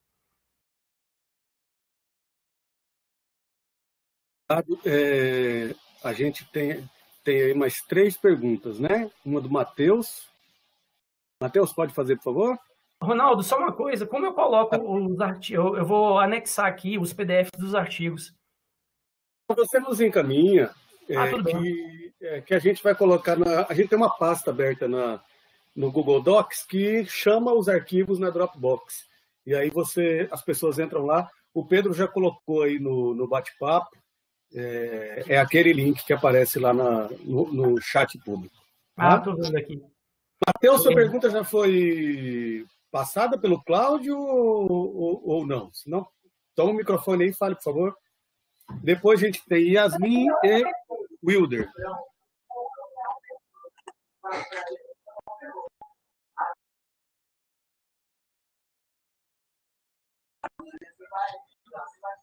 Matheus, você está entre nós? Bom, eu vou passar para Yasmin enquanto o Matheus se decide aí. Yasmin, por favor. Bom.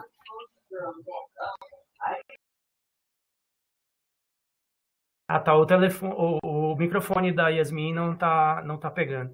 Não, ela pergunta, eu vou ler então a pergunta dela ali, tá? Perfeito. Esse artigo que o senhor mencionou, de Bickel, não, na verdade, Richter. Richter, Festing, Bickel eu não relatei ele, não. Qual seria a justificativa dele não ter conseguido mostrar significância? Talvez ele tenha usado o teste estatístico errado? Será que foi esse do... Não foi esse da NFI, não? Foi sim. Foi o que você usou, Américo. Da Animal Feed Science Technology? Ah, sim. Qual o motivo de não ter detectado? Qual seria a justificativa de não ter conseguido mostrar significância? Aí ela pergunta, talvez ele tenha usado o teste estatístico errado? Não. Aí vai casar mais ou menos dentro da pergunta que, eu não sei se foi a Manuela ou o Cláudio que colocaram. O teste interfere no poder do teste? O teste estatístico interfere no poder do teste? Sim, interfere em magnitude, mas as tendências são as mesmas. Então, o que é que acontece? Aquele trabalho da Animal Feed Science and Technology, o fato dele não ter detectado diferenças, muito provavelmente foi pelo tamanho amostral, não pelo teste estatístico que ele foi adotado, tá? Então, o teste estatístico dele provavelmente foi um teste bem simples, porque eram só 2 tratamentos. Então, comparativo em relação ao teste estatístico é fácil, é praticamente só uma ANOVA, uma análise de variância é suficiente. Mas o maior fator que interferiu em ser ou não significativos os resultados dos autores foi o tamanho amostral equivocado, para o critério do poder do teste.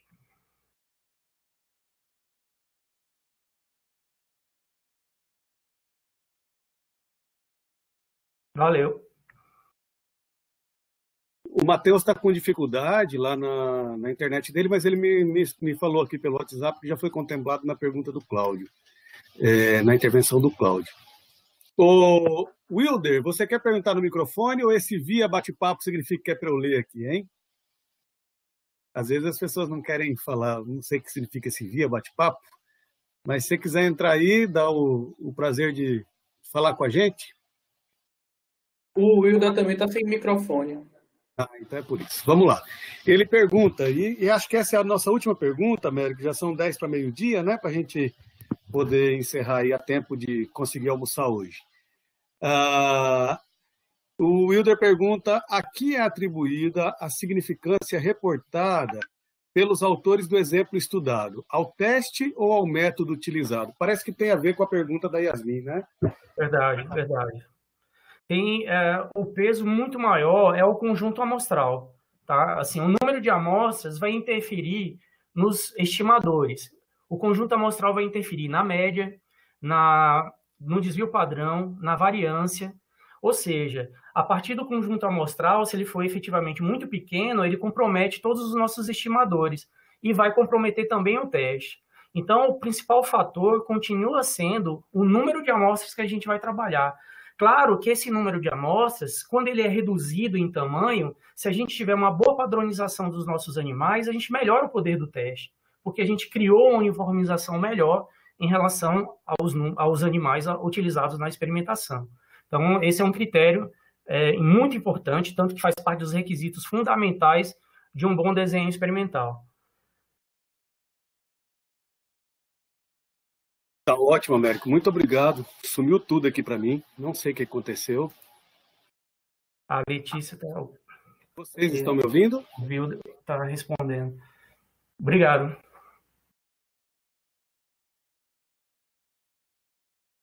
Alô? A gente precisa realmente colocar em discussão dentro da comunidade científica se a gente precisa trabalhar com experimentos confirmatórios desde o início. Tá? Isso é uma questão muito séria, que envolve recursos públicos ou privados, e a gente estabelece um padrão de erro tolerável, às vezes rigoroso demais, numa fase que vai ser desdobrada em outras. Tá? Então, essa é uma crítica que acaba interferindo naquele princípio dos 3 R's. E futuramente, isso vai ser muito questionado.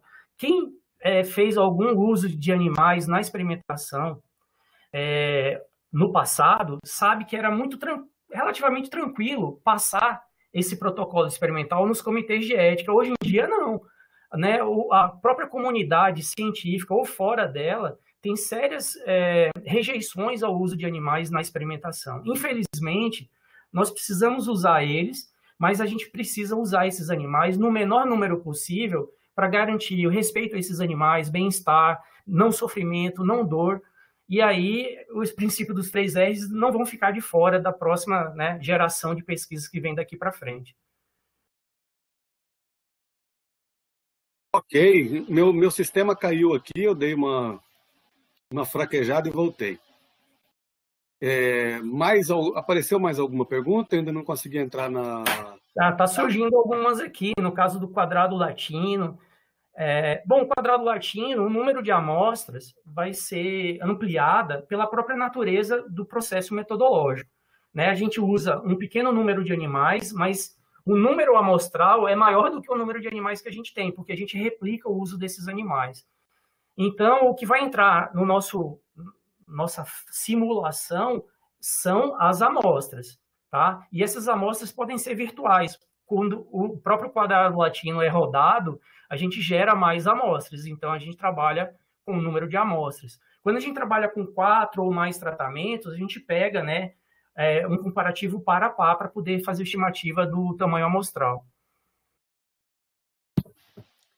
Ô, Américo, o que você respondeu aí diz respeito às duas perguntas de quadrado latino, tanto da Letícia Abreu quanto da Luana Souza? Sim, mais ou menos. Elas estão satisfeitas? Se alguém quiser fazer mais alguma pergunta, não tem problema. A gente pode transbordar o meio-dia um pouco aí. Posso, Ronaldo? Claro, André. Américo. Eu não estou com pressa, não. Pode ir. Tá. Ronaldo, obrigado mais uma vez. Eu nem perguntei para o Américo, né? Já tomei a decisão por mim mesmo. Mas obrigado, Américo.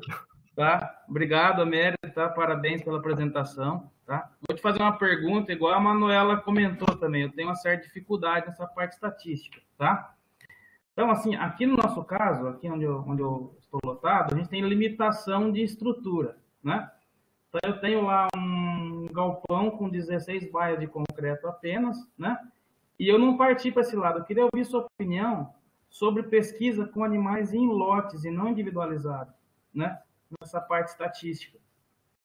Bom, André, obrigado pela pergunta. Nessa sua pergunta, eu vou dividir ela em duas etapas, né? Por exemplo, quando a estrutura de pesquisa tem alguma limitação física, espaço, número de baias, é preferível partir para protocolos em que você possa explorar, por exemplo, um quadrado latino. Tá? Vou dar um exemplo aqui, a gente tem uma instalação com 24 baias. Para fazer experimentos com 4, 5 tratamentos, a gente vai notar que vai esbarrar em problemas. Então, é preferível que nessa fase exploratória a gente tenha o menor número de tratamentos possível. É como se fosse o controle e o desafio. E a partir das diferenças que você encontrar, porque você vai ter mais amostras para cada tratamento, a partir das diferenças que você encontrar entre um controle e o desafio, você pode fracionar numa próxima pesquisa, tá? Exploratória também, ou já confirmatória, outros parâmetros que você não mediu na primeira pesquisa. Isso faz com que a pesquisa tenha um tempo de duração maior, mas a vida científica passa por essa dificuldade, né? É chamado Vale do Desespero, né? Então, existe uma imagem chamada o efeito Dunning-Kruger, né, que ilustra bem isso. Às vezes a gente está numa empolgação inicial, acha que sabe muito mais do que, de fato, a gente sabe. E aí a gente cai na realidade chamada o Vale do Desespero. E a gente vai tomando o pé da situação. Então, a primeira parte da resposta é você tentar simplificar o seu tratamento. Um dos artigos, eu não sei se é do Festing, eu acho que é do Festing, ele fala assim, faça experimentos simples. Mas o simples não significa que você está tendo uma pesquisa de má qualidade. Significa que você está tendo foco em um determinado ponto do seu protocolo experimental. Então, a situação, o controle e o desafio. E aí, depois do que você encontrar no desafio, você pode partir para um fracionamento dos seus tratamentos mais detalhado, que muitas vezes você pode trabalhar com quadrado latino. Então, quadrado latino, para medidas fisiológicas ou metabólicas, é extremamente útil, porque você aumenta muito o tamanho amostral. Mas medidas de, por exemplo, carcaça, que é impossível você ter no quadrado latino, você fazia na primeira etapa exploratória, para você segregar o controle de algum tratamento que é o alvo da sua pesquisa. Então, para limitação estrutural e física dentro, né, de uma universidade ou centro de pesquisa, a gente parte de uma simplificação dos nossos tratamentos para otimizar o número, maximizar o nosso número amostral. Então, acho que isso mais ou menos responde uma parte da sua pergunta. Não lembro exatamente qual foi o outro tópico, eu acabei me perdendo. Não, foi isso mesmo. Que aqui a gente não tem estrutura e não sabe por onde correr, né? Tem muito confinamento aqui na região, né? Eu vou dar um exemplo. Trabalhar com lote. Isso, para trabalhar com lote.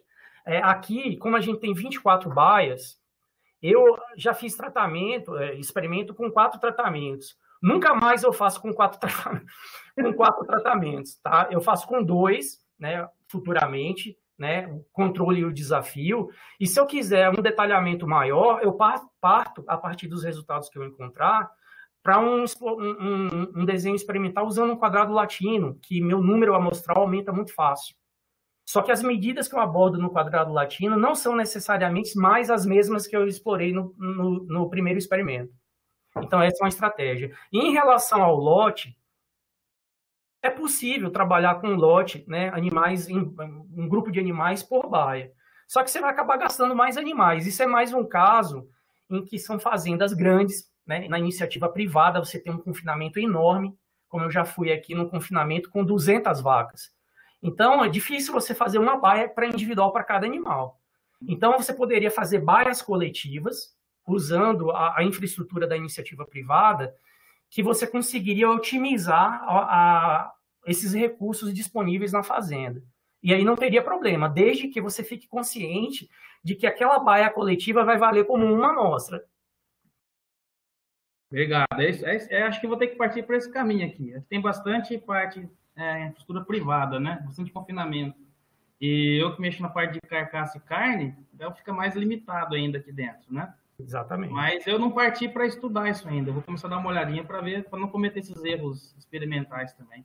Mas obrigado por abrir tanta ideia aí para a gente poder estudar. Tá? Valeu, eu que agradeço. Um abraço. Obrigado, Ronaldo. Quero voltar para aí. Volta para a Bahia, André. Ali não falta nada. Um abraço, obrigado. Agora falta dinheiro para financiar os projetos, meu amigo. Eu sei. Infelizmente, temos que reverter essa situação no nosso país. Tá certo.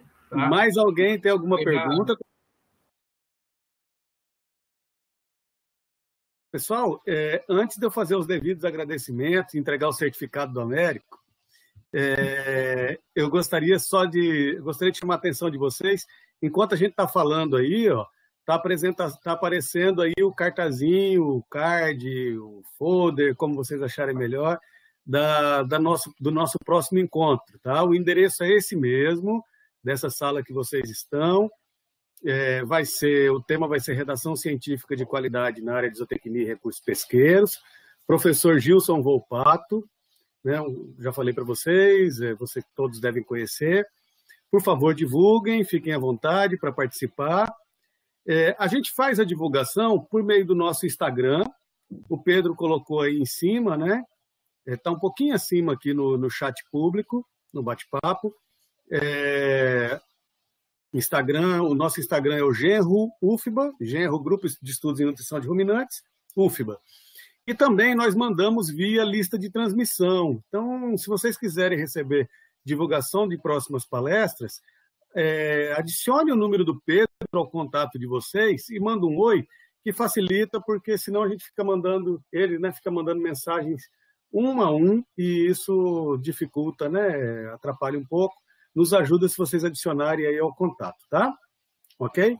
Américo, muito obrigado, sensacional. Vi que além de você ter vindo aqui compartilhar com a gente seus conhecimentos, foi sensacional, como eu já te falei, né? Acho que está todo mundo repensando aí os trabalhos, o que deve ser feito, as discussões em função do que você falou. Eu vi que você também trouxe pessoas daí da sua universidade, eu imagino que sejam alunos, etc. Não sei se... Vou contar para vocês, a gente fica entrando aqui nos nomes, joga no Google para ter uma ideia de quem para a gente saber quem é o público que está aqui. Porque, de fato... pedindo a foto aí do print. Hã?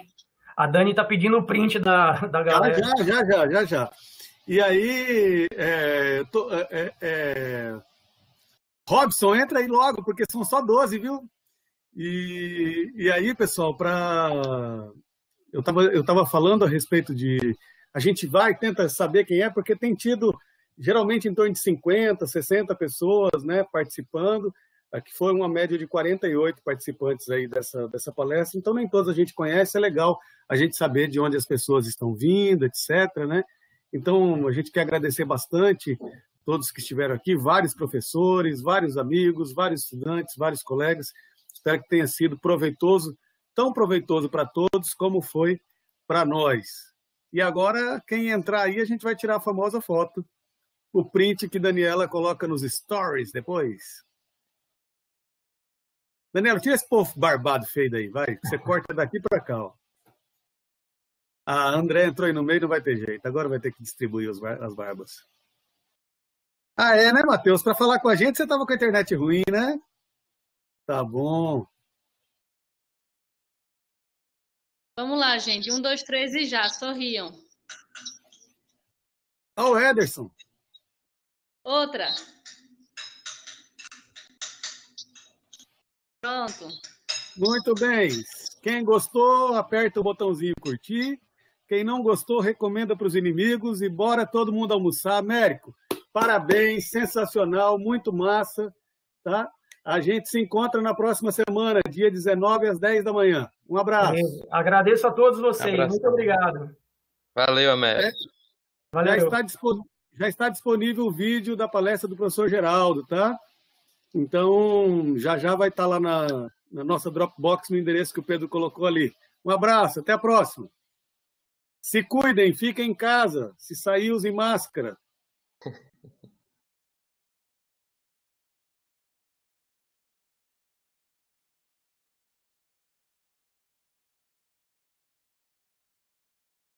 Ronaldo, depois eu mando os arquivos para o Pedro. Tá, ele já vai ficar na sua cola com certeza agora na sequência. Valeu. Deixa eu olhar os bate-papos. Tem um bate-papo privado aqui chamado, mais conhecido como Conversa Paralela. Opa! Joia! Sim, Kiara, gostei da sua sugestão aí, me passa o contato dele. E aí a gente... O Geraldo falou, né, de moléculas bioativas, pode ser uma complementação, né? Legal, vamos conversar sobre isso. A gente já tem palestra até 31 de julho, então para ele aí logo no próximo semestre.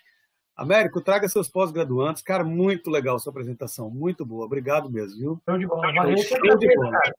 Somos parceiros aí. Graças a Deus, graças a Deus. Temos participantes até do exterior, ó. Felicidade falando Felicidade. Lá. Se a gente, o Caio está falando lá do Rio Grande do Sul, está assistindo a gente. Que bacana. E assim vai. Abração, minha gente. Valeu. Valeu.